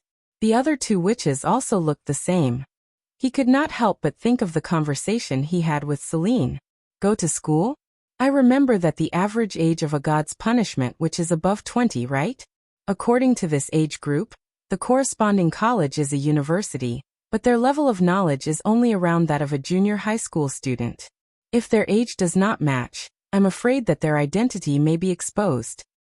Don't worry about that. If you only want to look young, many of us can satisfy that requirement. Judging from the fact that the other two witches were younger than Donnan, Roland knew that Celine was not exaggerating. He could only say that he did not pay much attention to the god's punishment witches after handing over the daily chores to Phyllis, Faldy, and the others. After all, the team of more than 300 witches was divided into dozens of rotating groups. If he was the leader every time, he would not have the time to collect and memorize all kinds of academic materials. In this regard, Roland believed that he was quite self-disciplined.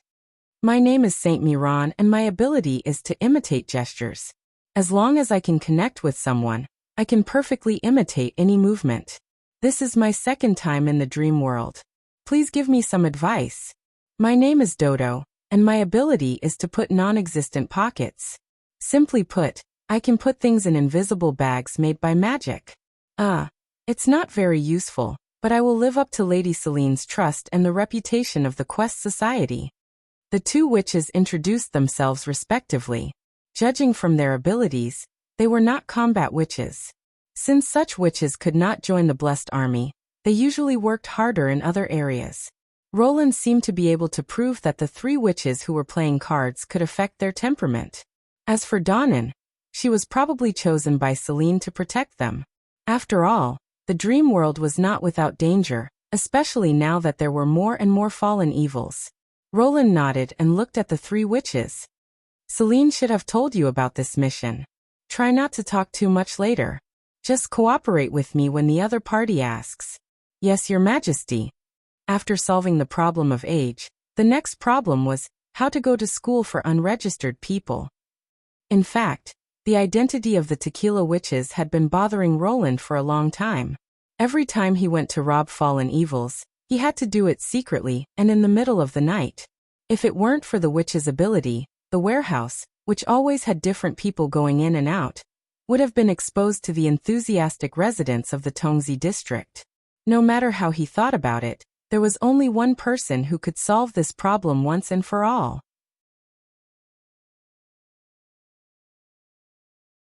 Chapter 1145. Hey, good timing. I have something to talk to you about. Garcia's voice came from the other end of the line before Roland could say anything. What's up? It's not convenient to talk over the phone. Just come to my room. You just woke up, right? Roland could feel the disdain coming from the other side of the phone, as if staying in bed was a heinous crime for a martialist. Well, okay. He thought for a while, and decided to go to room 0827 first. If Garcia was in a bad mood, he could talk to her another day. After hanging up the phone, Roland asked the three witches to wait in the living room for a while, and then went to room 0827 alone. The door's open. Come in. Garcia had obviously heard his footsteps. Roland pushed the door open and walked into the living room. She was wearing a loose summer dress and holding two glasses in front of the refrigerator. Her wet gray hair fell on her shoulders and tiny beads of sweat hung on the tip of her nose. She was wearing a pair of cartoon flip-flops. At this moment, she did not look like a serious and self-disciplined martialist at all, but more like an ordinary college student enjoying her summer vacation. What do you want to drink? Water, tea, Coke? I have iced water. Right, Roland thought. Garcia's actual age is not that different from mine. At most 2 or 3 years. If he had not been set up by the dream world as a down-and-out landlord of a tube-shaped apartment who dropped out of school and lost his job after working in a bar, he would still be in school. Coke, Roland replied casually.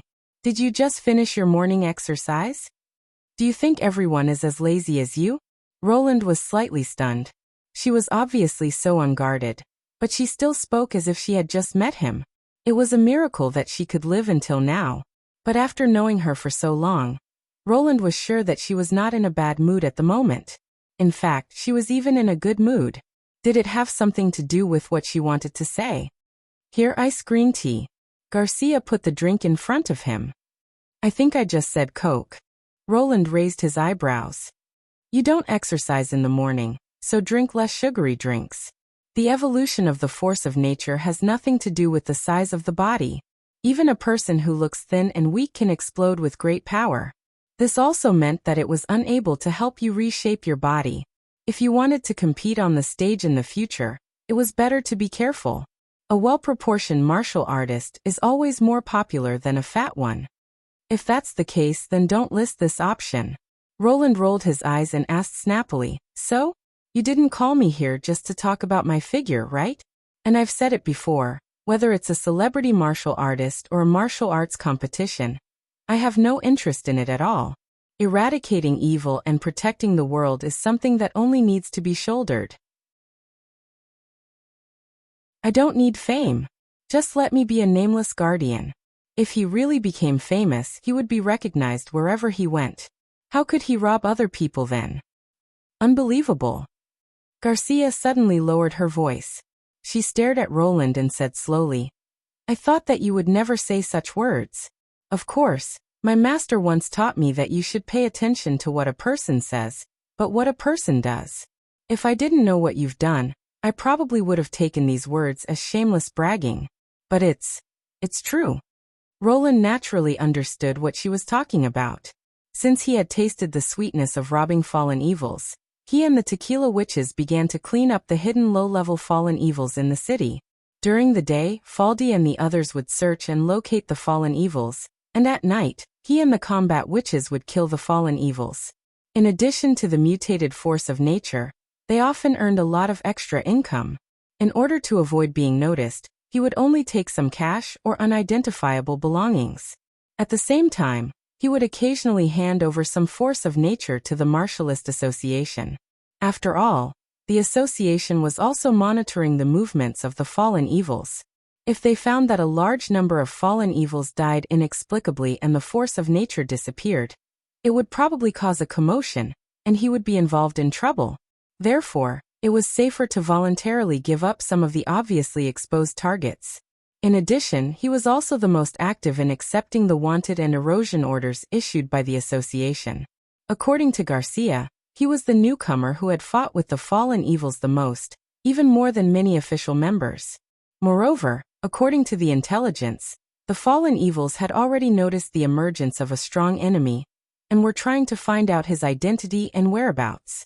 In other words, he had thrown a stone into the upper echelons of the Prism City and the fallen evils, but he was not well known among the ordinary martialists and the public. If Garcia had not been the guide in this area and Roland needed to contact her every time he wanted to hand over some force of nature, she would not have known what he had done. Ahem. It's my job. Roland cleared his throat and said, Isn't this the duty of a martialist? Yes, Garcia said with a rare smile. This is the duty of a martialist. She took out a piece of paper from under the tea table and handed it to him. Congratulations, you've become an official member of the Martialist Association. This is the new contract that arrived today. It will take effect after you sign your name. If I remember correctly, I could become an official member of the Prism City if I solved one erosion case on my own. I've completed at least 8 to 10 missions. The administrative efficiency of the Prism City is really low.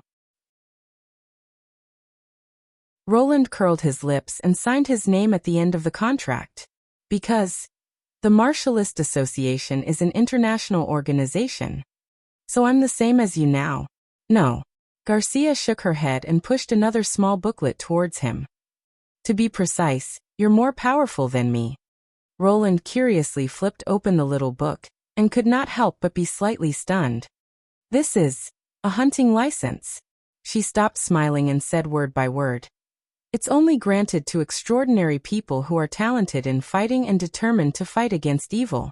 There are less than 10 martialists in this city who have a hunting license, and the Prism City has issued about 100 licenses. As for its use and precautions, they are all written at the end of the book. Remember, this is not only the trust that the association has in you, but it also represents a greater responsibility. I hope that you can persevere on this path until humanity obtains the final victory. So, this is what she's happy about? Most people would feel disappointed, jealous, or indignant after being surpassed by a newcomer they had recruited. However, none of these negative emotions could be seen in Garcia's eyes. She was happy from the bottom of her heart, as if she was the one who had won this honor. This made Roland a little worried. Garcia's impression of him was at its highest point, but the more she thought about it, the more pressure she felt. He knew that although Garcia looked indifferent, she had a strong sense of justice in her heart. Otherwise, she would not have helped the residents of the apartment resist the Clover Group's demolition. Roland felt a headache when he thought about the possible misunderstandings that might arise. By the way, why did you call me? Garcia took a sip of tea and said, I've told you everything I wanted to tell you. You didn't call me because you knew about this in advance, did you? Well, I did have something to tell you, Roland replied reluctantly. Can you come to my room? Garcia glanced at him with a puzzled look and said, No problem, but can't we talk about it here? You'll know when you come. All right. Roland took a deep breath and took her back to room 0825. When he entered the living room, the three witches immediately looked at him with sparkling eyes.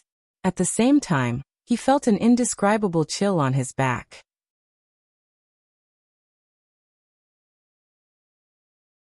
Chapter 1146.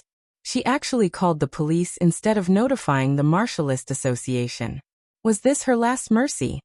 After all, in a sense, the association was not bound by the law, so it paid special attention to the behavior of martialists, and the internal punishment was often more severe than the law.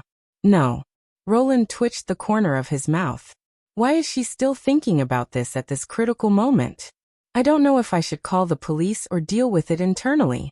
I didn't do anything, so I have a clear conscience.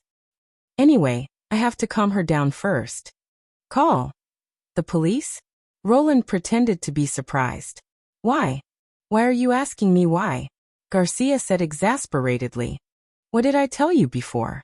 Awakened people can easily fall into delusions of transcendence, lose themselves, and fall into depravity because of the power they obtain by chance. That's why martialists need to restrain themselves and guard their hearts. I don't want to interfere with your private life. It's okay to see girls coming out of your house, but they're not adults at all. The expansion of desire is one of the most obvious signs of depravity. Don't you understand? Compared to the time he spent with the three girls, she was actually more angry at him for indulging his desire and embarking on a path of no return. I understand, but the problem is, if I really did what you said, why did I bring you here to witness the scene? Roland sighed. Don't you think it doesn't make sense at all? In fact, whether I did those things or not, it's easy to attract criticism, so the right thing to do is to avoid them being seen by others. But I took the initiative to let you see them. Don't you think there might be something fishy about it? Garcia blinked her eyes and slowly put down the phone in her hand. Why? Roland secretly heaved a sigh of relief and said in the most sincere tone. This is what I want to explain next. Miss Garcia. I need your help. Half an hour later. So those girls who came out of your room don't have that kind of relationship with you, but are part-time tutors? Garcia asked with narrowed eyes. That's right, Roland said calmly. They're all college students from nearby. Besides tutoring Zero, they can also teach these three girls. However, this was not a solution. If they taught them for a long time, they would become suspicious of their identities. After all, they were young, and it would be strange if they did not go to school. I had no choice but to replace him with a new candidate before the tutor became suspicious. He had been very careful in dealing with the problem of the gods' punishment witches. The residents of the community had seen at most 3 or 4 witches walking out from 0825. This reason was not convincing, but at least it was reasonable. When you stood me up for the first time, you mentioned on the phone that relatives came to our house. Are you referring to these 3 people? Hey, that was more than half a year ago. Are you still brooding over it? Yes, but they are not my real relatives. They are from the same village. Roland lied with a straight face. Donnan, Saint Miran, Dodo and I live in the same village on the same street. When I left the village, they were still playing in the mud by the pond. If these words were spoken in the normal world, it would be as strange as excellent red flag bearer Edison, or national tractor model Faraday. Fortunately, the dream world had integrated his and Zero's memories, so it did not sound strange at all. Then why didn't they register? Roland paused for a moment. Because of their gender. I see. Garcia was silent for a long time. When she spoke again, her eyes were much softer. Are there many people like them? Yes, but it's only changed in the last 10 years. Seeing that the conversation was going better than he had expected, Roland seized the opportunity to say, "The news that I joined the Martialist Association has spread in the village. They probably don't want to stay in that small place for the rest of their lives, so they came here to seek refuge with me. Your brother Roland is telling the truth. Please let us stay here. I want to go to school." The three of them made up the last part in time. Garcia slightly turned her head away, seeming to be hesitating. Neither private tutors nor self-study can solve the fundamental problem. I hope they can live a normal life like ordinary people. Among all the people I know, you're the only one who can do this, Roland said slowly. Even if Garcia could not do it, the Clover Group could. For such a large and powerful family business, it was not difficult for them to fill in a few illegal accounts. Apparently, Garcia had also thought of this. After struggling for a while, she let out a long sigh and said, "I'm sorry, I can't help you." Before Roland could speak, Garcia continued, "I've left my family and said I'd never see my father again. Moreover, the Clover Group still wants to demolish the apartment. If I go to him, he'll definitely make a big deal out of it. If that happens, there may be a rift in the protest team that supports me because of their trust in me." He wanted to say something more, but when he saw Garcia's clenched fists, he swallowed his words. She was sad that she could not help a stranger. This made Roland feel a little guilty. "I understand. But you can talk to him in person." Garcia raised her head and said, "Tomorrow night, my father will invite outstanding martialists to a hotel in the city center. Although he knows I won't go, he still sent me an invitation. This will at least show the media that he's still trying to save his family." She put on a ridiculous expression and said, "Although it's not your name on the invitation, you can enter the venue as a substitute. As long as I call the organizer, you can enter the venue with the invitation. The good thing about a substitute is that it can be either acceptance or rejection. If I choose you as my substitute, it will undoubtedly mean that I refuse." Roland immediately understood what Garcia meant. If Garcia invited his master, Lon, to attend the banquet, it would be the opposite in the eyes of others. It was like sending a gift to congratulate him, but sending a gift away would be a taunt. "Talk to him in person," Roland said while touching his chin. "What's wrong? Are you scared?" "You have to go even if you're scared. You've already done so much." Compared to his status as the king of Grey Castle, this kind of banquet was just a small event for Roland. "I'm more worried that I'll have to go back empty-handed. After all, this kind of rejection is tantamount to ridicule them." "Don't worry. My father is not an unreasonable person. In business, especially in transactions, he only cares about profits," Garcia said with a smile. "And you're not an ordinary martialist. Even the Prism City has noticed your growth. Don't underestimate yourself." Roland vaguely understood what Garcia meant. "I'll try my best. To be honest, I'm very happy." Garcia stood up and reached out her right hand to him. "It turns out that you've never deviated from the path in your heart. On the contrary, I misunderstood you. I owe you this. I'm sincerely proud to have a martialist like you as my fighting partner." She paused for a moment and then said, "Also, if you need my help in the future, just tell me. Don't call me Miss Garcia anymore. It doesn't suit you." Roland slowly reached out his hand and held hers.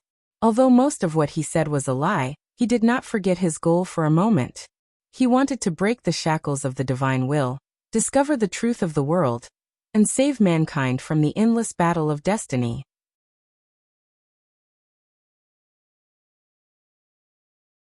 Chapter 1147.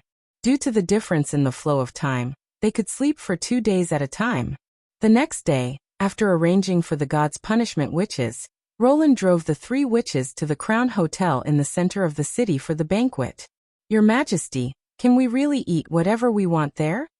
Dawn poked her head out from the back seat and asked, her eyes shining. Of course. It's no different from a banquet held by the nobles.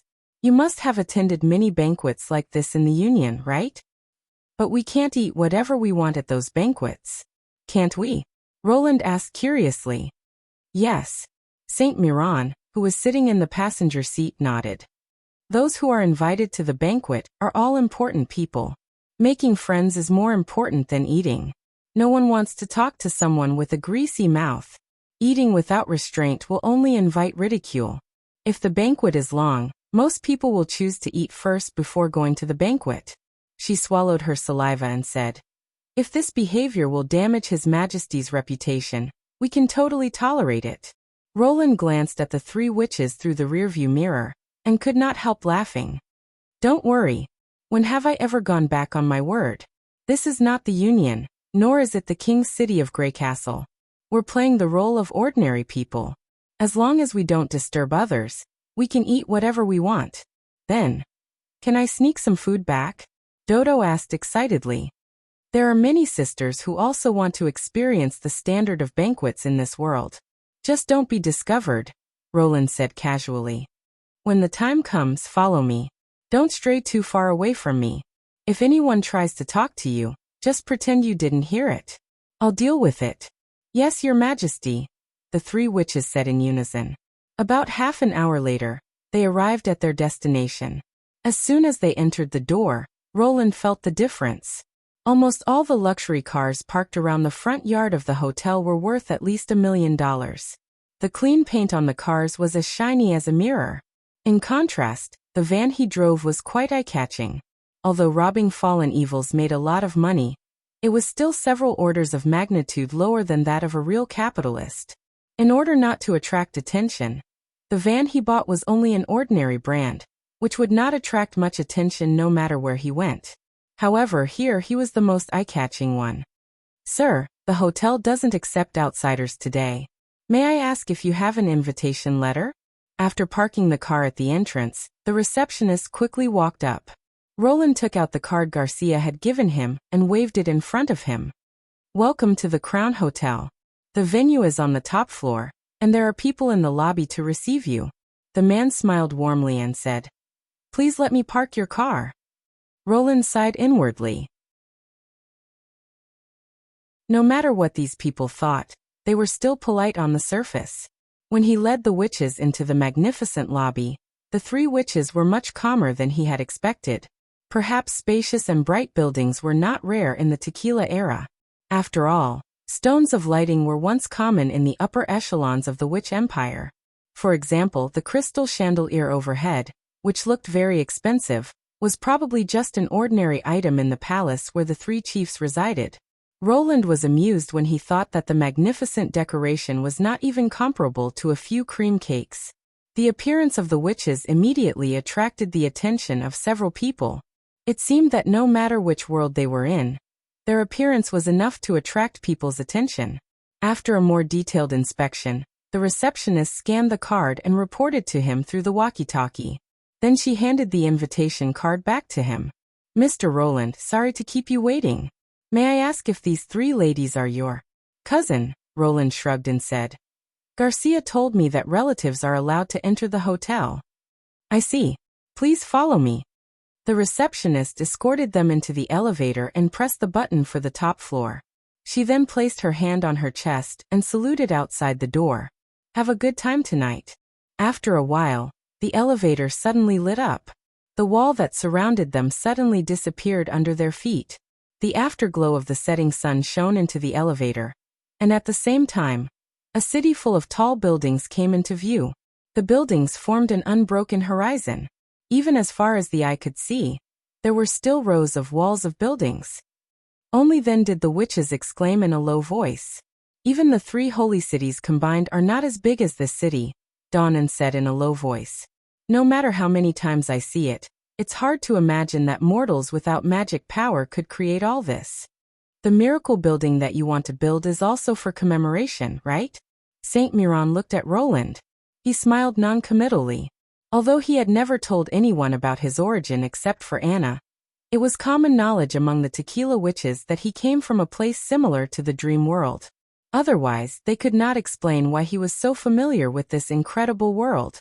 When they arrived at the top floor, a large circular banquet hall appeared in front of them. Apart from the ground, the walls and the dome were almost entirely made of glass. Standing by the wall, they could have a panoramic view of most of the city, as if they were looking down at all the mountains in the city. The fact that the Clover Group was able to hold a banquet in such a place showed how powerful the Clover Group was. The dining table in the hall was filled with all kinds of food, from cold dishes to pastries, fruits to champagne towers. The guests gathered in groups of 2s and 3s, and there were hundreds of them. Obviously, they were not only martial artists, but also businessmen and politicians. In the past, he would have been very reserved in such a high-class banquet, but now, Roland had already gotten used to it. After entering the hall, he led the witches straight to the main topic, the dishes on the table in the back. Wow! This fish is so tender. It feels like it's melting in my mouth. Are these really grapes? I haven't tasted such sweetness for a long time. Don't talk nonsense. You just came to the dream world last month, right? But last time, we only had fast food. That idiot Elena only ordered kaifeng dishes and lanlu. Hey, don't just eat. Put something in Duodwa's pocket, okay? Roland looked at the excited witches, who were swallowing their saliva, and shook his head with a smile. He suddenly felt that even if the dream world could not bring him any benefits, he should let this place continue to exist. For him, this place might be the realm of nothingness, but for the survivors of tequila, it was the only place where they could feel that they were still alive. The taste, the touch, the smell. They could only be compensated here for everything they had lost in the fight against the demons. Before the banquet officially began, Roland carefully looked at the other guests. Basically, the guests were divided into 2 groups. Those who wore formal clothes were the members of society, while those who wore the robes of the Martialist Association were basically his peers. Although this division was not necessarily accurate, for example, because he had just become an official member, he had not been issued a robe, and could only wear formal clothes to attend the banquet. But in general, no one in the hall was dressed strangely, which was completely different from the scene he had seen in the Prism City last time. Is this the difference between the awakened in the academy and the awakened in the wild? He could not help but think of what Garcia had said. Although the Martialist Association is an organization that aspires to save the world, ideals alone are not enough to gather enough people. That's why the Martialist Tournament came into being. Less than 50 years after its birth, it has already become the most watched competition in the world. Through the competition, the awakened ones could gain more exposure, fame, and income. The competition also injected countless new blood into the association. This caused the martial arts competition to become more and more important in the association. Those who performed well would also have a higher say in the matter. This change even caused disagreements among the upper echelons, and the members of the association gradually divided into the old and the new. But in the end, the Martialist Tournament did not shrink, but further expanded. At that time, Roland was more inclined to the old faction. After all, the real enemy of the Martialists was the fallen evils, who would fight to the death. This kind of battle was not comparable to competitive sports. As a means to attract new blood, it could be said to be a good and effective method, but it was difficult to understand why it was allowed to affect the upper echelons. The Martialist Tournament was not the same as a life-and-death battle. Such a simple truth should be understood by those people, but from the result, the new faction had the upper hand. He had always been unable to understand the reason behind it, but now that he saw the scene in the hall, he suddenly understood a little. The members of the association who did not participate in the Martialist Tournament were basically the desperate wild awakened. They were disobedient and had a terrible image. Their overall quality was not at the same level as these star martialists. Moreover, the opportunity to fight the fallen evils was not always available, and they could die if they were not careful, which inevitably led to fewer and fewer voices supporting the old faction. He was afraid that the old faction would not be able to return to the leading position until the erosion officially broke out. Thinking of the hunting license, Roland could not help but twitch the corner of his mouth. He had always felt that it was strange for the association to issue such a thing to a newcomer who had just joined the association for half a year.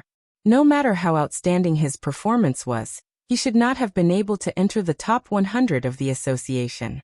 But now it seemed that not participating in the martialist tournament, wholeheartedly opposing the fallen evils, and not seeking fame or profit, was a perfect match for the old faction.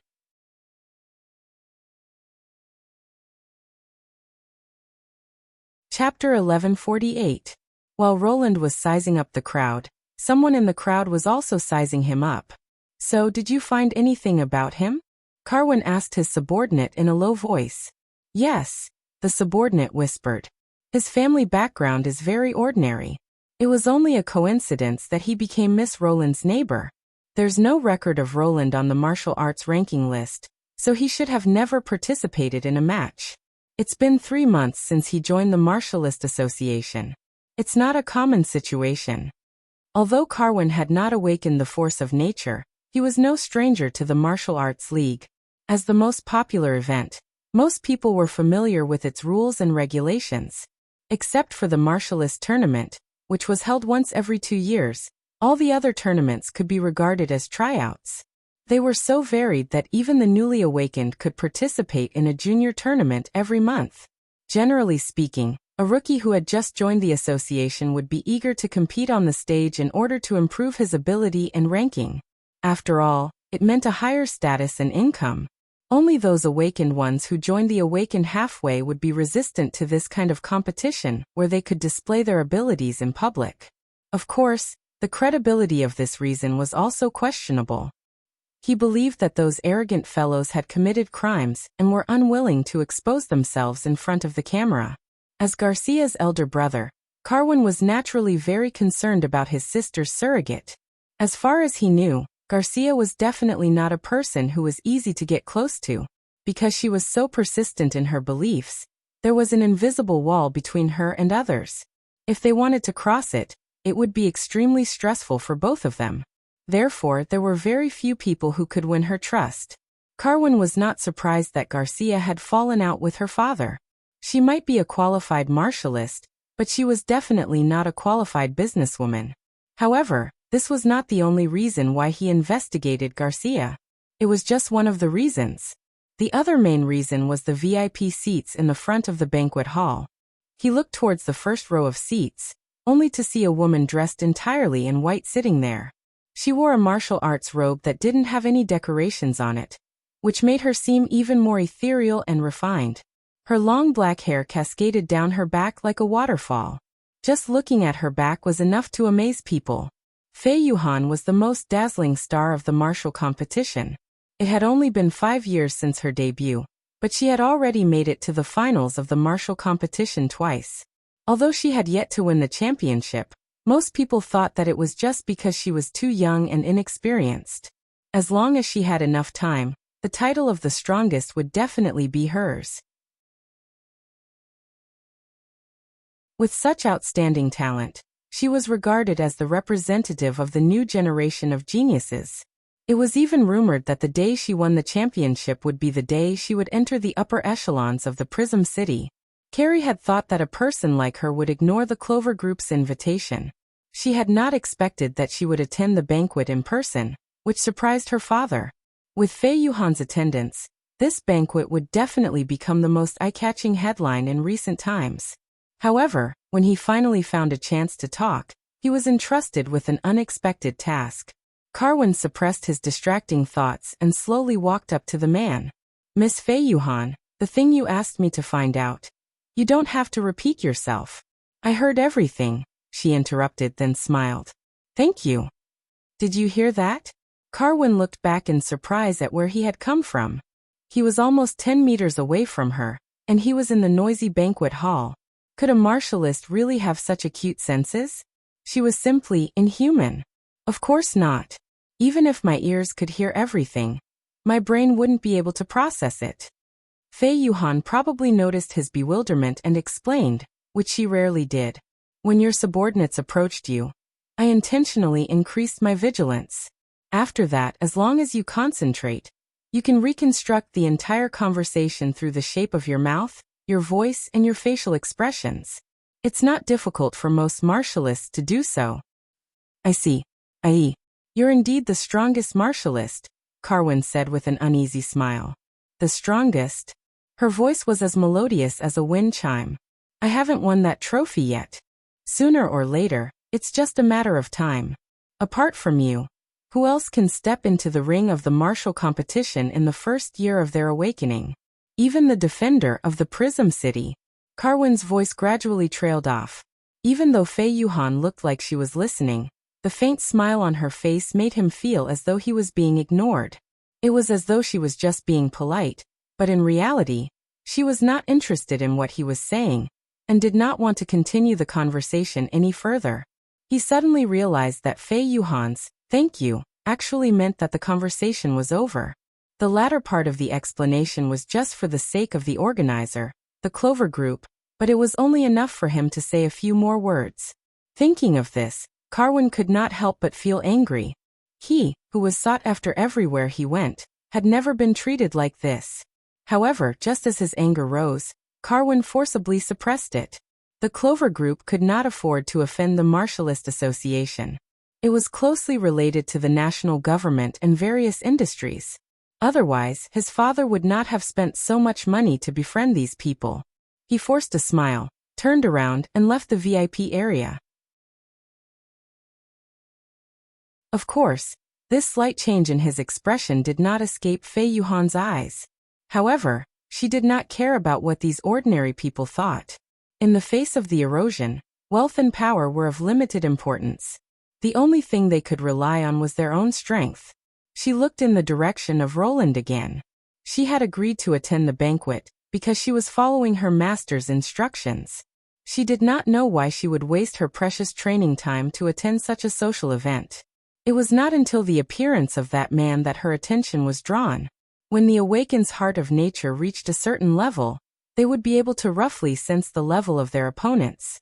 This was not due to some special ability, but a comprehensive manifestation of the improvement of their observation skills. Fei Yuhan had reached this level 3 years ago. She also found that as long as they were not in the Prism City, there were only a few people who could surpass her. However, her observation skills were useless in front of that man. His movements, intonation, gaze, and the slight trembling of his skin were no different from that of an ordinary person. The only thing that she could not sense was the fluctuation of the heart of nature. Without this, she would not be able to judge. It would not be strange if the man was just an ordinary person. However, judging from the waiter's hospitality, he was a martialist. Fei Yuhan went to find Carmen. Although she could check the ranking information herself, she preferred to let others handle the trivial matters. As long as she gave them a simple order, they would do their best to complete the task and usually do it better. Then she heard the name, Roland, from Carmen's mouth. All her doubts were solved. A week ago, Fei Yuhan learned from her master that a new hunter had been born in the Prism City. He was a martialist with a hunting license. This was not surprising. In order to fight against the evil fallen evils, the martialists had to be given the power to go beyond their limits. This way, they could eliminate their enemies more efficiently. Generally speaking, there were not many people who could become hunters. The few that she knew were seniors who could be called out by their names. However, the hunting license this time was given to a new member who had just joined the association not long ago. If the identity of a hunter had not been classified as top secret by the association, it would have caused a huge uproar. The association usually regarded the holder of the hunting license and the champion of the martial arts tournament as martial artists of the same level. Sometimes, the former's status was even higher. The award this time also meant that someone had picked up the league championship trophy as soon as he awakened. What an incredible thing! If that was the case, it was not worth mentioning that she had made it to the finals 2 times in a row. The name of the hunter was Roland. Fei Yuhan stretched out her right hand expressionlessly and clenched it into a fist. As a disciple of an old guard, she had heard about the conflict between the new and the old factions. One of the most controversial and unanswered questions was, which kind of martialist was stronger? Was it a fighter who walked on the edge of death and used all means to fight against the fallen evils? Or was it a fighter who honed his skills every day and competed fairly with different opponents in the same arena? The former was more of a test of one's ability, but it was difficult to fight against the fallen evils even once in several months. For many people, their first battle was their last.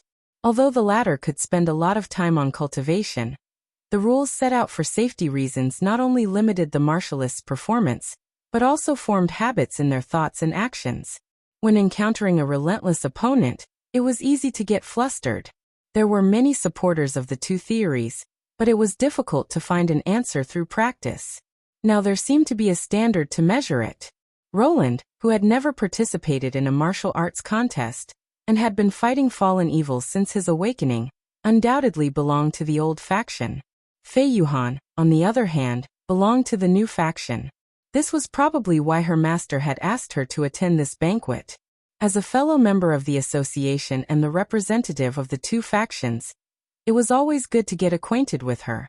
Unfortunately, Fei Yuhan had no interest in the conflict of ideas. She did not even consider herself a new faction. If her master had not strictly forbidden her to deal with the erosion alone, she would have fought against a few fallen evils. Just like Roland. From the beginning to the end, she only cared about who was stronger. Fortunately, Roland did not disappoint her. If it were any other martialist in the hall, Fei Yuhan would have simulated the outcome of different battles in her mind. Regardless of whether she attacked first or was attacked first, she would be able to estimate her chances of winning. However, she could not determine Roland's level, so she could not simulate the battle. In other words, the two were still tied. Fei Yuhan slightly raised the corner of her mouth. This banquet would not be so boring after all. Moreover, she had also heard some interesting conversations from the three girls who were traveling with them. For example, Dream World. For example, Your Majesty. Is this some kind of novel game? But looking at the girls' expressions, it doesn't seem to be some kind of vulgar roleplay. If I have the chance, I can ask him face to face. Fei Yuhan retracted her gaze and silently committed these questions to memory.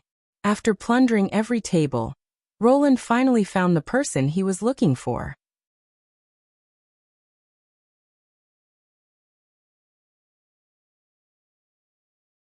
Chapter 1149. That man is. Donnan mumbled while stuffing a pastry into her mouth. Yes, he's the same as the photo I saw in the newspaper. Roland nodded slightly. He had done his homework before coming here, and had a basic understanding of the Clover Group.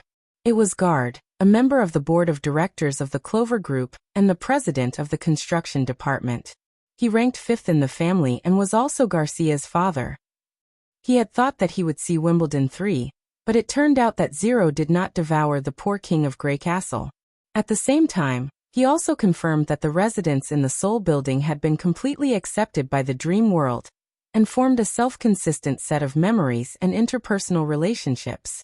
As for whether Garcia or Guard came first, whether the Clover Group was created based on Garcia's existence, or whether Garcia was randomly selected into the Clover Group's network, it was impossible to know. If he did not have all the memories of the other world, he would probably treat everything here as real. Although the dream world was evolving in a direction that he did not understand, at least the foundation of the world was still based on his memories. Therefore, there was a sense of disharmony everywhere. This, on the contrary, made Roland feel a little relieved. The elements that had been forcibly pieced together were constantly reminding him that he was in a dream. For example, Garcia's surname was Wimbledon, but in this world, her surname was Guard. Such small changes could be seen everywhere. If Cobb in the movie Inception needed a personal item as a totem to distinguish whether the world he was in was a dream or not, Guard would not be so confused. Guard's speech was nothing more than to thank the martialists for their attendance and support. In the end, he also mentioned his daughter, who had severed ties with him. As Garcia had guessed, Guard's tone was full of regret for his daughter's absence, and he expressed his willingness to have a talk with her at any time. There was another round of applause from the audience, and the cameras in the reporters' hands flashed at the perfect time. Only Roland sneered inwardly.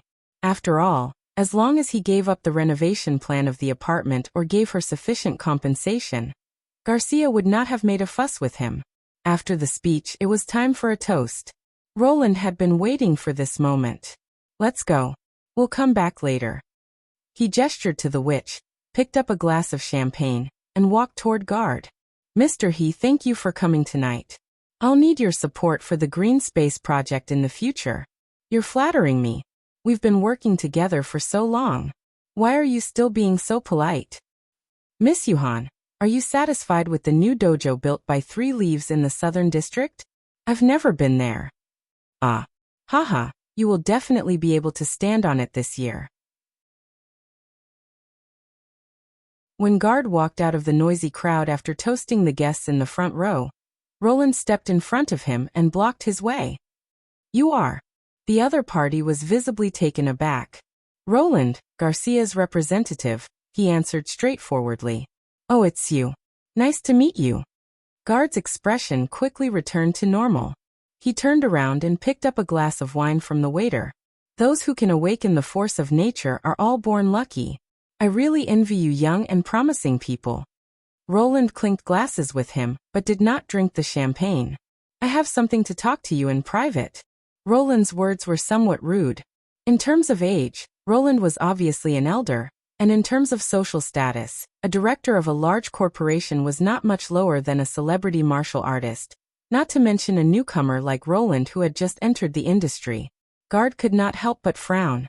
Sorry, I have other guests to entertain. Garcia asked me to come to you. Don't you want to know how your daughter is doing? Roland raised his voice slightly. From the corner of his eye, he saw that some reporters had noticed what was going on. He knew that Guard would definitely agree. Otherwise, he would not be able to maintain his image of caring about his daughter. All right. Guard chose to give in. If it's not too long. Of course, it won't take you long. Roland smiled. There was such a private VIP room in the banquet hall. After the attendants left, only Guard, his secretary, and Roland were left in the room. Is it okay to keep him here? Roland glanced at the old secretary. What I'm about to say involves your interests. Of course. He's a member of my family and has been with me for decades, Guard said in a low voice. Guard said in a deep voice. But are you sure you want to talk to these 3 beautiful little girls? This is not an amusement park. Now that there was no need to pretend, the secretary looked obviously impatient, and his tone was no longer as polite as before. I see, Roland thought. Considering that he had the force of nature, the secretary would definitely be on guard.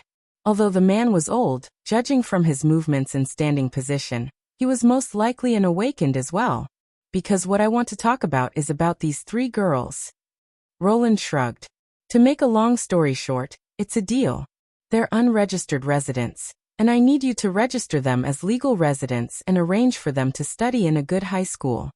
After a moment of silence, Guard said, Is this what you want to talk to me about? If Roland was an ordinary person, his first reaction would be, Are you F***king kidding me? His second reaction would be to turn hostile and leave. The fact that he could still control his temper showed that he was a good businessman. That's right, Roland said confidently. It shouldn't be a problem for the Clover Group. You said it's a deal. What can you give me in return? Do you want me to stand up against Garcia? Or do you want her to give up fighting against the group and give up the tube-shaped building for the new project? I'm her friend. How could I do such a thing? In fact, after discovering the secret of the memory fragments, the tube-shaped building had become the object that Roland was determined to protect. Any construction team that wanted to demolish the building would have to face the attacks of 300 tequila witches. For example, it was a piece of cake for them to tear down the tracks of an excavator overnight, or to make the construction site haunted. Oh, friends? Guard sneered. Then we have nothing to talk about. Not necessarily. Roland took out the hunting license from his pocket and waved it in front of Guard. This is. Guard's expression changed instantly. He quickly turned to look at the old secretary. The secretary stared at the license for a long time and nodded slowly. It's real. How did you get this? That's a secret of the association. You have no right to know, Roland interrupted Guard. After all, even he did not know how the association carried out the application, verification, and issuance of the license. You just need to understand what it means. Guard stared at him for a long time. He took out a cigar from his pocket and seemed to want to smoke it. After fiddling with it for a long time, he finally put it away. It seems that my daughter has met someone extraordinary. But Mr. Roland, the Martialist Association is a law-abiding organization. Do you think I'm threatening you? Roland sighed deliberately. As I said before, this is a deal. Then what you mean is? There will always be some indescribable obstacles when it comes to business.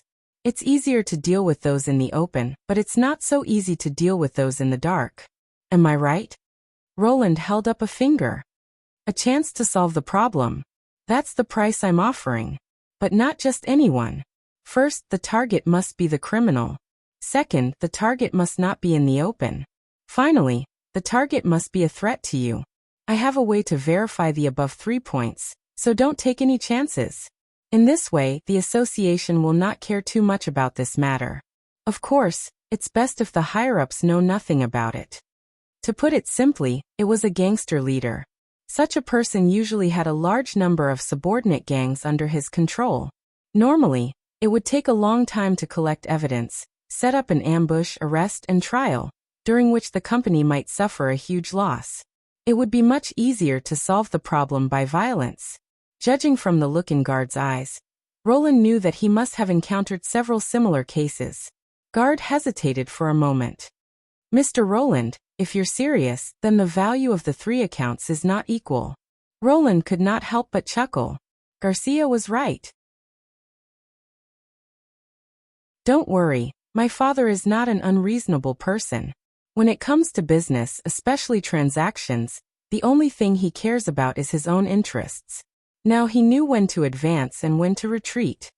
You can take it as a deposit to reach an agreement. The 3 people with me are just the first batch. There should be about 300 people in total. 300. Illegal accounts? Guard said hesitantly. The police will definitely notice. Take your time. I don't want you to complete it in a short time. 1 year, 2 years. Or even several years won't be a problem.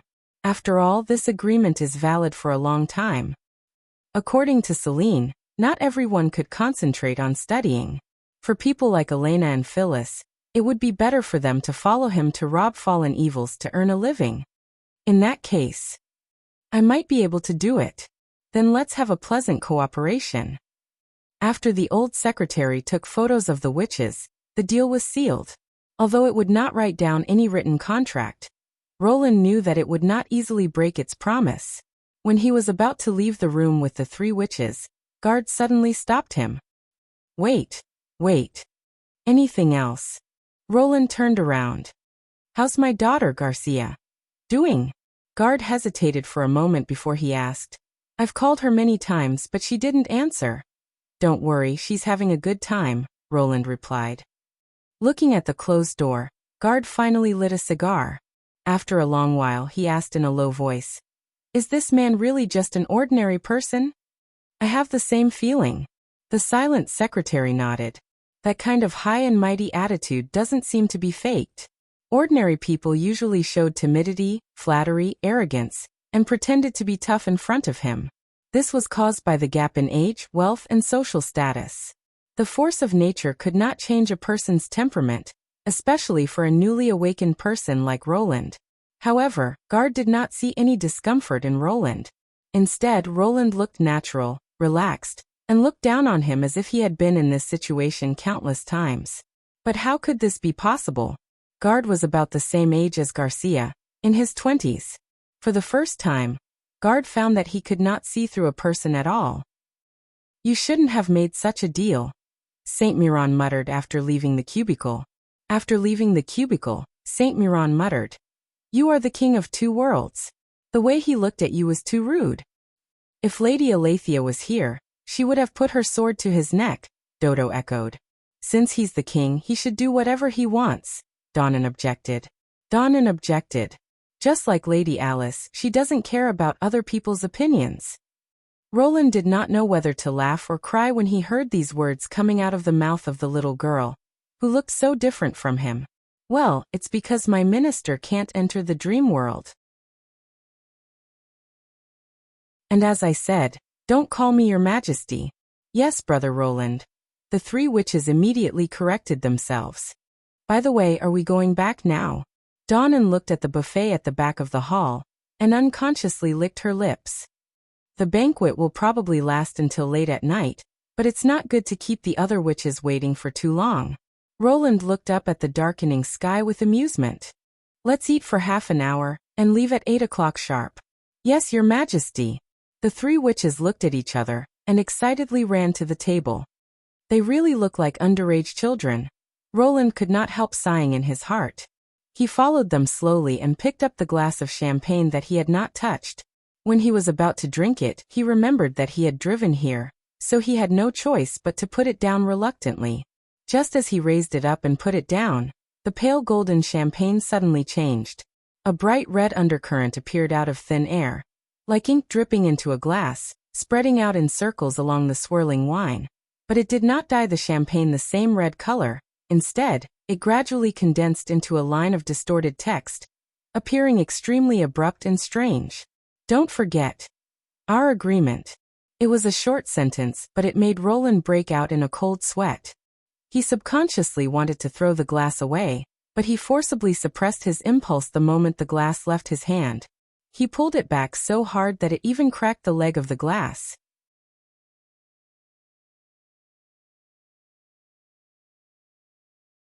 Chapter 1150. Roland felt an indescribable chill enveloping his body. As expected, he was being watched by someone in this supposedly illusory dream world. He raised his head and quickly scanned the people around him. Who? A waiter? An entrepreneur? An awakened? The banquet hall was still bustling with people enjoying the party. The only abnormal person seemed to be Roland himself. Roland took a deep breath and slowly calmed his racing heart. The agreement could not be referring to anything else. The messenger of the message should be the same person who left the note in the book. Rose Cafe number 302. There was no doubt that someone wanted to see him. This kind of means was beyond the scope of the force of nature. Martialists were not witches, and they were not good at all kinds of abilities. The awakened ones had stronger strength, speed, and 5 senses. When they practiced to a certain extent, they could also release their cyclones, which were similar to spells. But generally speaking, they were more inclined to the combat type. Moreover, he had not sensed any fluctuation of the force of nature around him. In other words, the crafty trick that made the words appear was probably from a more advanced power. The dream world was constantly evolving into an unknown realm, which might have something to do with this. I'm really being watched by an NPC, Roland muttered self-deprecatingly. As a world where time would completely stop when he was awake, it was really difficult for him to relate to reality. Except for the foreign witches and the defeated people who had been devoured by Zero, he subconsciously thought that the rest of the people in the dream world should be imaginary. No matter how real they were, they lacked the key self. But now a fabricator noticed his difference and took the initiative to send him a message. When did it start? Was it when he borrowed the internal books of the association from Garcia? Or when he found in the reflection church that the figure from 800 years ago was exactly the same as Lon in the dream world? Or was it earlier than that, like the moment when Zero pulled him into the soul battlefield? He could not think of an answer. Even if he knew, it would be meaningless. The most important thing was what the other party wanted to say. Brother Roland? Donnan's voice interrupted his thoughts. What happened? No, nothing. Roland snapped back to reality and shook his head with a smile. I'll be right there. After confirming that there was nothing wrong with the wine glass, he placed it on the nearest table and walked towards the witches. This tastes so smooth and tender. Even if you have to wait, you should give it a try. Saint Miron handed him a skewer of freshly grilled foie gras, and the enticing aroma of the grease wafted over. Roland followed her gaze and couldn't help but cover his face. He saw the 3 witches standing guard in front of the 3 tables that needed to be freshly cooked, taking all the food that the chef had just cooked into their hands. They had the posture of "this place has already been occupied by me." The surrounding men were still fine. None of them would snatch food from the hands of the young ladies, but the ladies were rather disgruntled. With his excellent hearing, he heard some intermittent whispers coming from the surroundings. "Who brought them here? They're so cute, but why do they look like they've never eaten anything good? Look at their clothes and shoes. Did they sneak in? TSK, they look like they've been starving for hundreds of years." After hearing these complaints, Roland wanted to tell them to restrain themselves, but he swallowed his words and turned around to glare at the group of people who were gossiping behind him. "Sorry, they really haven't tasted food for hundreds of years. Don't forget to bring some for your family." Oh, biting into the foie gras skewer handed to him by the witches, Roland resumed his previous train of thought. Since the other party had such an ability, why didn't they talk to him face to face? Why did they have to make it so awkward and make it seem like a riddle? Were they afraid of scaring him? Or did they lack some kind of opportunity? If it was the former, the words would appear in the wine without warning. If it were someone with a weak heart, he would have died immediately. As for the latter, his mind involuntarily recalled the contents of the note. "The day the divine will appears, the appointed time to meet." Roland silently repeated it several times in his heart. Suddenly, he could not help but gasp. Could it be? Was the other party referring to the day the bloody moon appeared in the real world? The appearance of the bloody moon also meant the beginning of the battle of divine will. Only at this time could the messenger talk to him? But how did the people in the dream world know what was happening in the other world? As long as he did not enter the dream world, this world would always be in a frozen state. What made him speechless was that even if the opportunity was as he had guessed, the location was still a mystery. Who knew which corner of the city the Rose Café was located in? Couldn't they have chosen a tube-shaped apartment or a well-known landmark as the meeting place? Just as Roland was silently cursing, two middle-aged men who looked like bosses walked past him. "I heard that your golf course is about to start construction? It was approved a while ago and cost me a lot of money. Why, President Gao, are you interested?" "Not really. I don't usually exercise. I'm more interested in the master you found. I heard that you spent more than 3 million on him. I had no choice but to ask for good luck.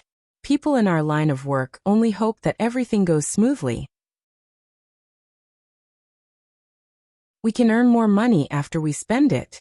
It's said that the names he sets are very effective." "What's the last name?" "The Rhine Greenfield. It's just across the river from the Clover Group's Greenfield project." "Haha. That's quite a coincidence." Roland could not help but be slightly stunned. He did not hear what the two men said after that. Names can be chosen by oneself. He had been secretly asking the witches to look for the Rose Café, but he had neglected this point. What if he opened a cafe and named it Rose? If the other party really wanted to contact him, they should not have chosen a place that he had never heard of.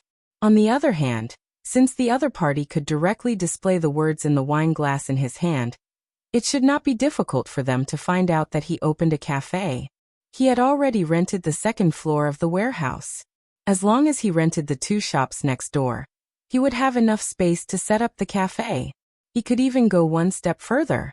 Other than the bar counter, tables, chairs, and other necessary facilities, he could just set up a private room and set the nameplate as 302. With the addition of the tequila witches, he could say that he had both waiters and customers who said that a cafe could not sell its own food. After calculating the funds on hand, Roland quickly made a decision. After Roland left the banquet hall, Fei Yuhan walked to the table at the back and picked up the glass of champagne. She saw with her own eyes that the association's new hunter threw the glass of champagne with a shocked expression, but at the last moment he caught it back. It was as if he was not holding champagne, but a piece of burning charcoal. For a moment, she even saw a trace of panic on his face. What could cause a hunter to panic? She could not imagine it. For people like him who constantly walked on the edge of life and death, even death would not cause him to panic. Not to mention a cup of ordinary wine? But Fei Yuhan knew that it was not an illusion. There were obvious cracks on the bottom of the glass, a sign that he had lost control of his strength. Generally speaking, Only a newcomer who had just awakened the force of nature would make such a mistake. From this, it could be inferred that what he saw was not ordinary. Fei Yuhan lifted the glass and gently sniffed it, but did not find any residual smell. Roland had not drunk this glass of champagne, which meant that the thing that surprised him had nothing to do with the wine. She slowly drank the wine in the glass and confirmed her judgment. It was just ordinary wine. Compared to the childish conversation between Roland and the three girls, such as King of the Two Worlds and my minister, she was more concerned about his reaction when he was caught off guard. Only when he inadvertently revealed his actions could he not lie. Something must have happened at that time.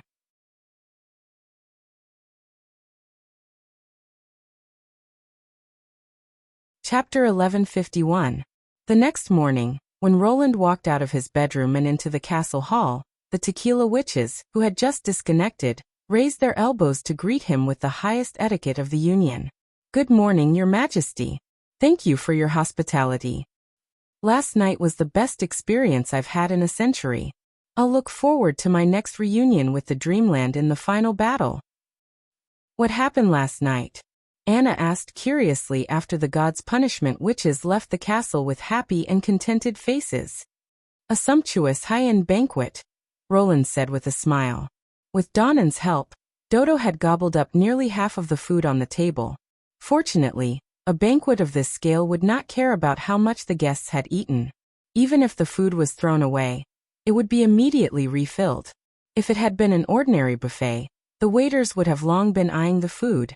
After all, according to the consumption rate of the invisible pocket, even 10 mouths would not be enough. "You're making me hungry." Anna's stomach rumbled. "When can I eat those things?" Looking at her blue eyes full of expectation, Roland could not help but reach out to touch her head.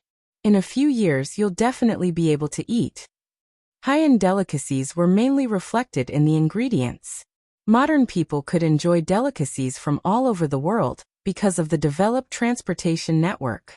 If they wanted to eat fresh sea urchins from the port of Clearwater in Neverwinter, they would have to travel at least 2 or 3 times faster on the inland river. Of course, even if they could not meet the requirements in a short time, as long as they could drive the demons out of the fertile plains, they could take the Seagull to various places in Grey Castle for their honeymoon and enjoy the local delicacies. Breakfast was the usual eggs, bread, and a cup of chaos drink. For Roland, who had also eaten and drunk in the Dreamland, it was not very tempting. But when he remembered that the tequila witches still had to rely on high-heat dry food to replenish their energy consumption, he ate everything on the plate. After breakfast, Anna quickly said goodbye to him and set off for the North Slope Research Laboratory. Whether in Neverwinter or at the front, she rarely had free time. In fact, most of the members of the Witch Union were the same. Returning to the French window in his office, he could see familiar figures passing by from time to time in the vestibule. The witches had completely integrated into the city and were building the future they wanted together with the ordinary people. At this moment, Nightingale pushed open the door and walked in. A letter from the garrison at Festive Harbor. She placed a thick paper bag on the desk. "I saw Sean holding this when I was downstairs, so I brought it over." "So heavy." Roland picked up the paper cutter. "It should have been sent by sea." Nightingale walked behind him and took out a bag of dried fish from the drawer. "I've checked it, and I didn't find anything strange." Roland opened the package and poured out its contents. Other than the letter and a stack of sketches, there were also a few sealed bags of stones. From the looks of it, it was basically similar to the sample that Rex presented previously. Roland quickly skimmed through the contents of the letter and could not help but frown. The report from the First Army had shocked him. The so-called ancient ruins were not just a small area like the underwater cave, but a normal one that covered every corner of the sea. Upon receiving his order, the garrison at Festive Harbor immediately took action. Following the instructions of Simbadi, they buried a large number of explosives above the sea cave and directly blew up the entire cave. The enraged giant armored scorpion broke out of the ground and was surrounded by several machine gun squads and mortar squads. It was shot into a hornet's nest before it could crawl out more than 10 steps. This result was not surprising. What really surprised people was the subsequent cleanup and exploration work. According to the survey by the engineering team, the explosives had caused the ground within a radius of hundreds of meters to sink to different depths, which was far more than the effect of the explosives. From the attached sketches, Roland saw that the huge sand surface formed a slippery slope, as if the whole earth had collapsed. After that, the First Army carried out several more explosions and organized people to move sand and dig holes. Finally, they found 16 exploration sites near the festive harbor where the Matchstick Man's relic could be found. If they were connected in a line, the area covered by the Matchstick Man's relic was large enough to contain 7 or 8 harbors. Due to the limited manpower, the Sand Nation could only clean up 3 cave-ins in a month. However, the results were surprisingly similar. The bottom of the desert was covered by a stone tablet wall that was 5 to 10 meters thick, and in the places that were not covered by the stone tablets, there were clusters of sharp green grass. After looking through the lifelike sketches, Roland could not help but fall silent. First of all, he had to admit that this was excellent news. If the stone tablets were used as resources for mining, the more the better. Now that the tracer bullets had been finalized, with this news, the large-scale production was guaranteed. Moreover, this strange piezoelectric silicide must have more than one use. Roland could think of pressure gauges, lighters, quartz clocks, and so on. There was also the imitation of the magic ceremony cube. Although the exploration results showed that the number of the radioactive clan's relic was far less than the Matchstick Man's, it was not a big problem to gather a bunch of magic cubes. For example, the samples sent back this time could almost meet Celine's research needs. However, the content hidden in the report was chilling. There were so many stone tablets near the festive harbor.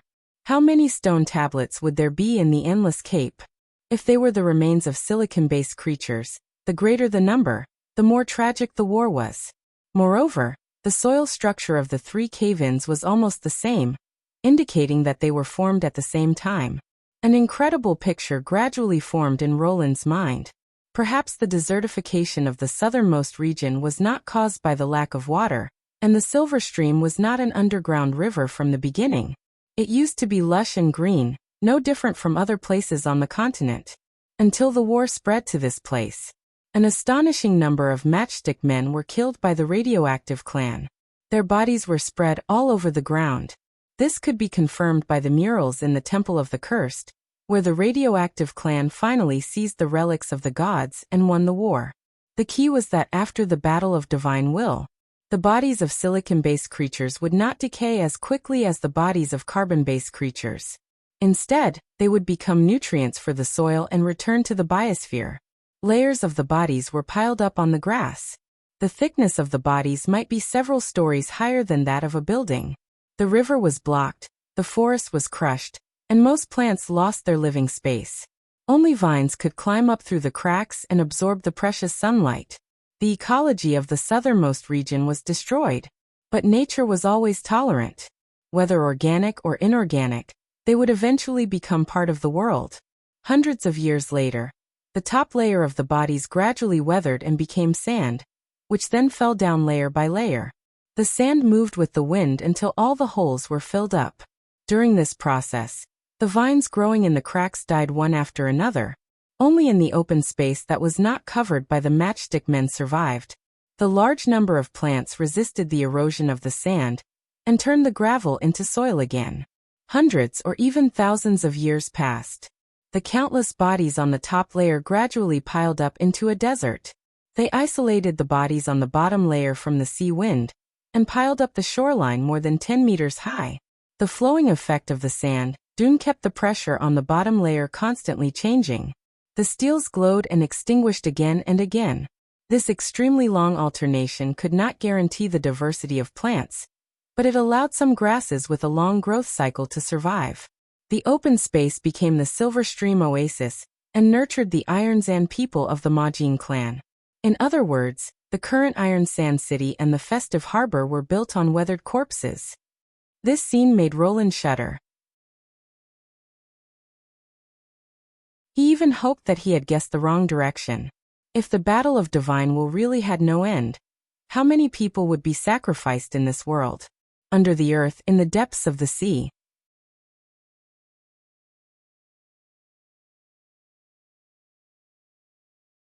Chapter 1152. Hey, Roland. Nightingale's voice pulled him back to reality. Are you okay? Oh, what's wrong with me? Roland cleared his throat. You're staring at the blueprint in a daze, and you don't look good. Is there any bad news on it? No, maybe I'm just overthinking it. Roland shook his head and briefly explained his speculation. If this is really the world, then it's really hopeless.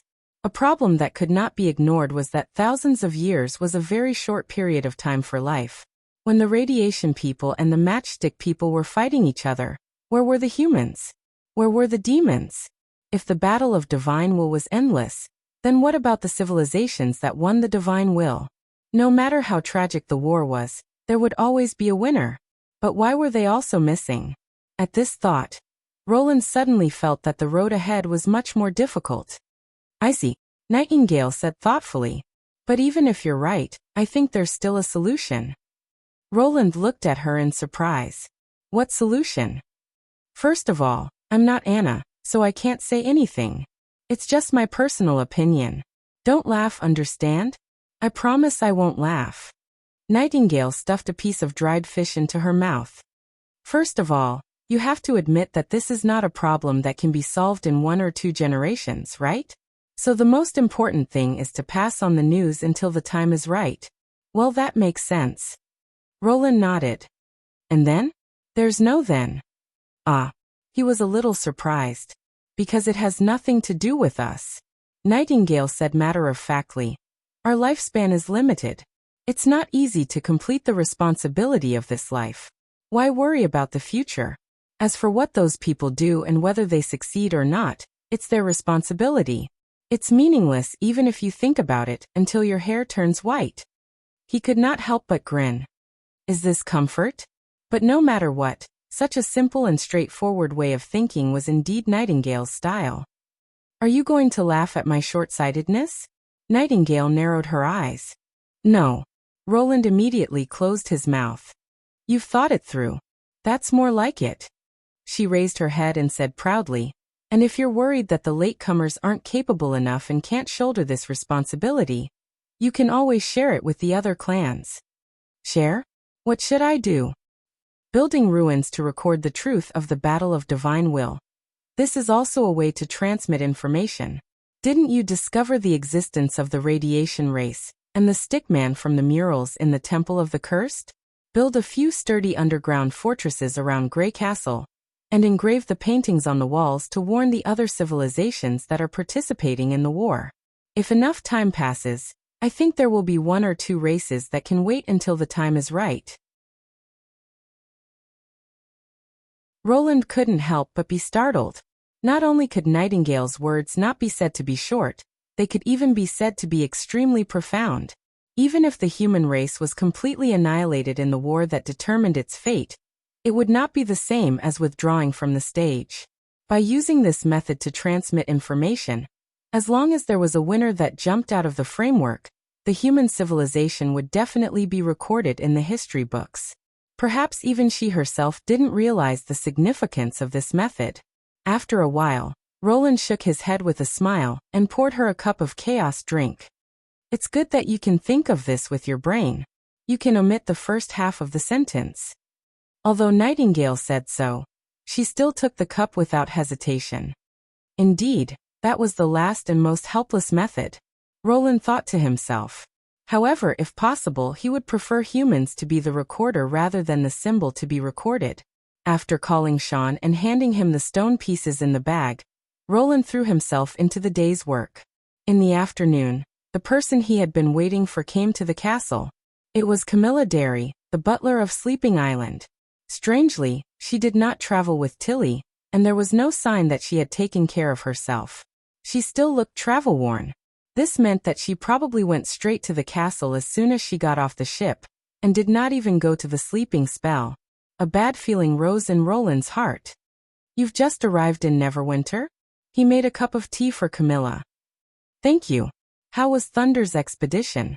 Camilla drank the tea in one gulp and almost choked. Ahem. Ahem, something happened to the Shadow Islands. Joan, she disappeared. Disappeared. Roland's heart sank. He could not help but exchange a look with Nightingale. Tell me what happened. That's about it. Camilla spent half an hour to tell him the whole story. We waited outside the sea for 2 days, but Joan didn't come back. Thunder said that you were the only one who could possibly know what had happened to Joan underwater. That distorted scene, that floating pillar island. Can it really exist in the real world? How could such a thing happen? Roland could not help rubbing his forehead. The more he learned about the world, the more he felt it was strange. He had thought that the dream was full of incongruities, but now it seemed that the reality was not much better.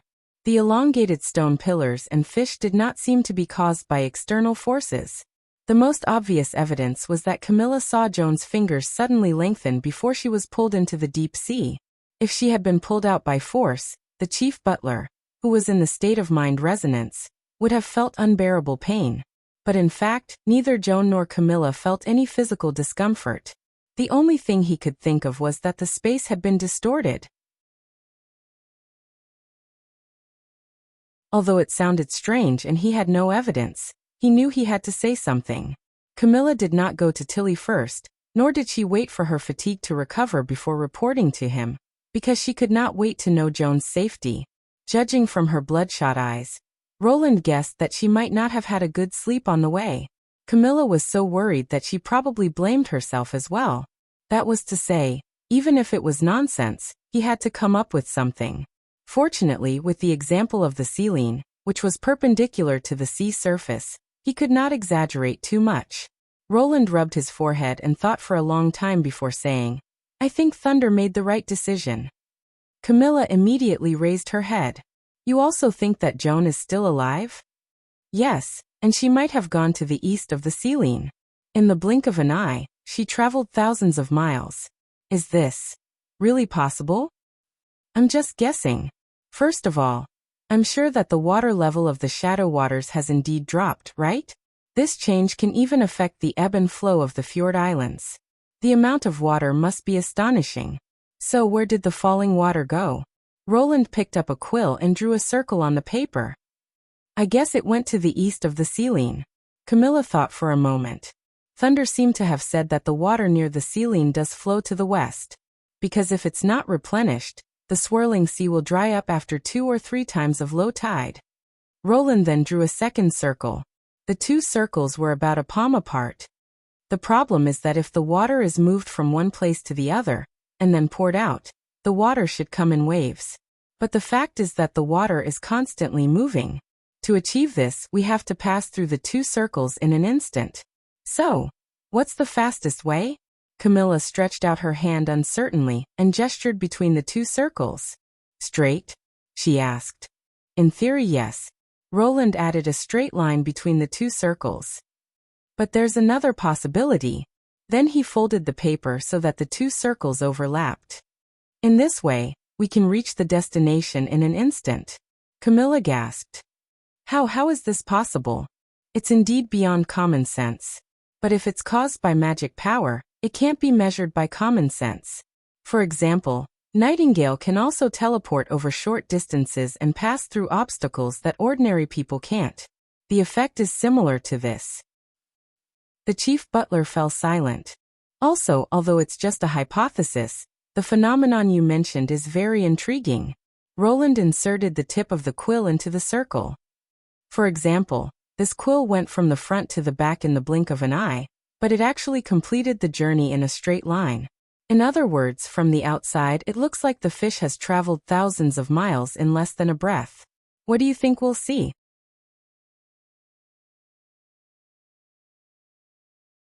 Camilla murmured, shrink. Small. That's right. The rule of big near and small far is still in effect. So I think it's not that the fish has been stretched, but that its body is thousands of miles away from you, so it naturally looks thin and long. Phew. She let out a long sigh and finally looked relaxed. If there's also a sea outside the circle, Joan should be able to survive. Roland nodded. Thank you. Camilla seemed to want to say something more, but her body suddenly tilted and she fell to the ground. Nightingale caught her in time. She's probably just exhausted. Take her to the witch building to rest. I'll send someone to inform Tilly.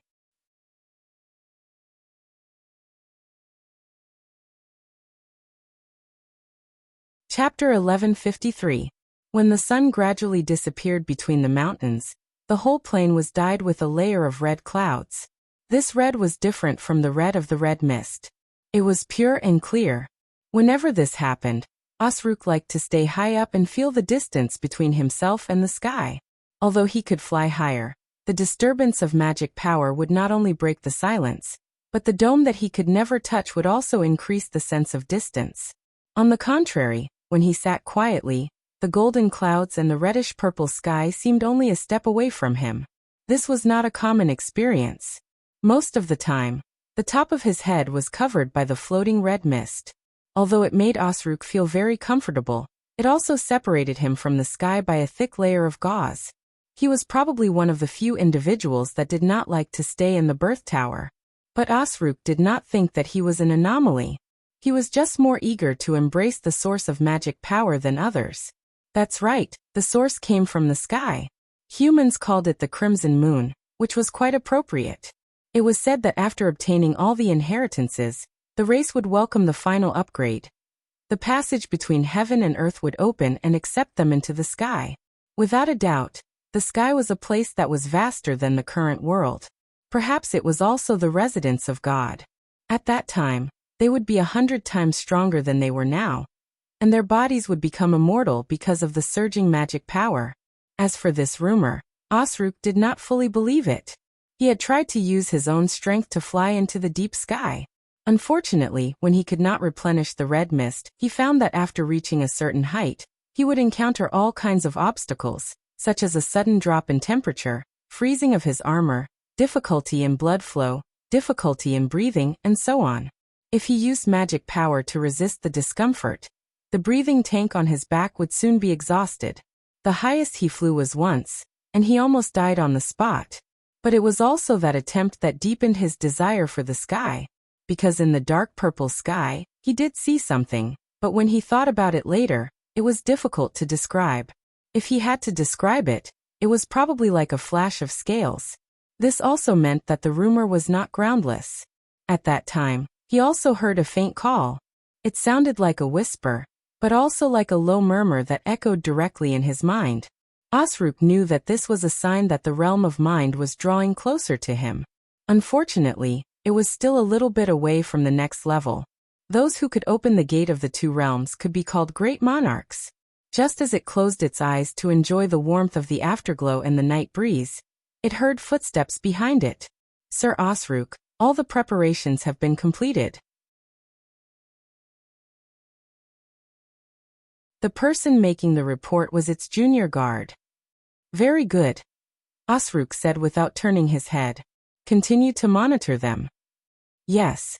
After the guard responded, he did not leave immediately. Instead, he said hesitantly, but will those bugs really act according to our plan? They should have already fully understood your abilities. In order to set up this trap, we have paid a huge price. If His Excellency Sky Lord were to find out, what you said isn't unreasonable, but I think it's worth it. Osrook opened his eyes and looked towards the south.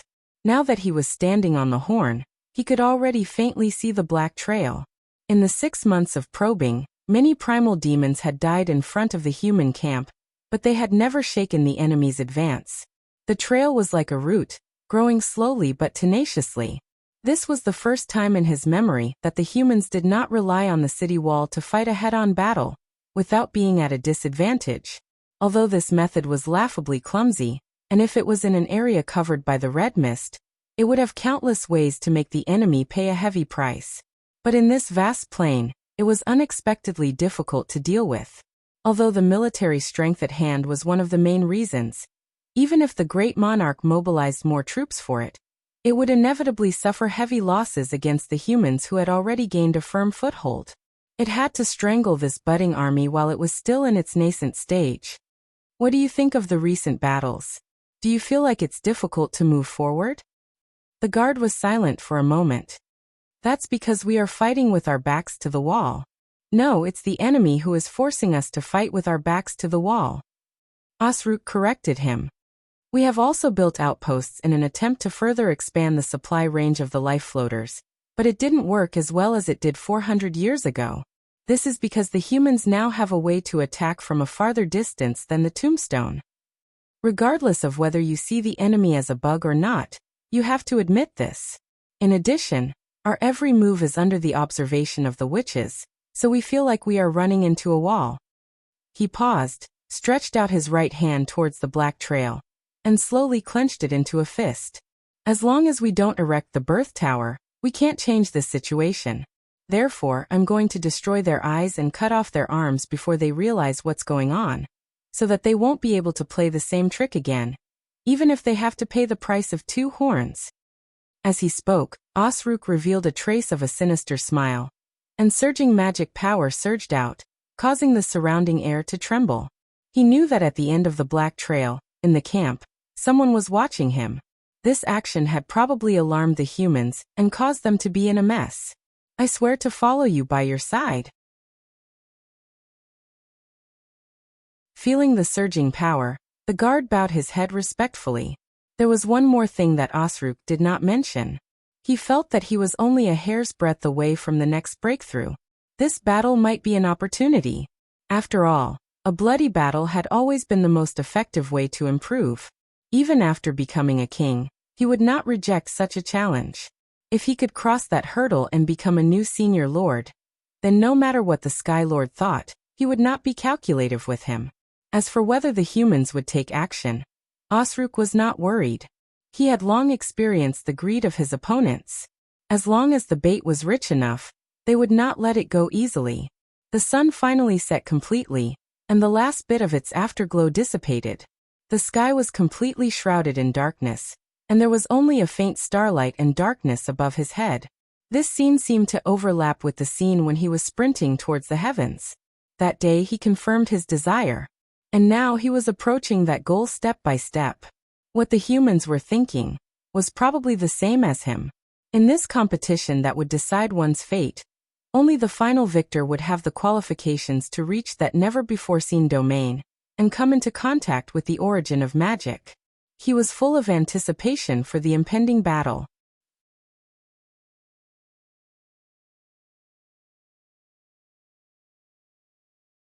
Chapter 1154.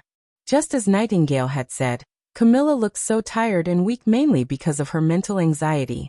In just 2 days she had recovered to her normal state, as if the moment of helplessness and confusion had never existed. Roland heaved a sigh of relief. Camilla's ability was very important for long-range ambushes. Even though the other party's gaze towards him was a little more guarded and distant compared to when they first returned, it made him feel a lot more natural.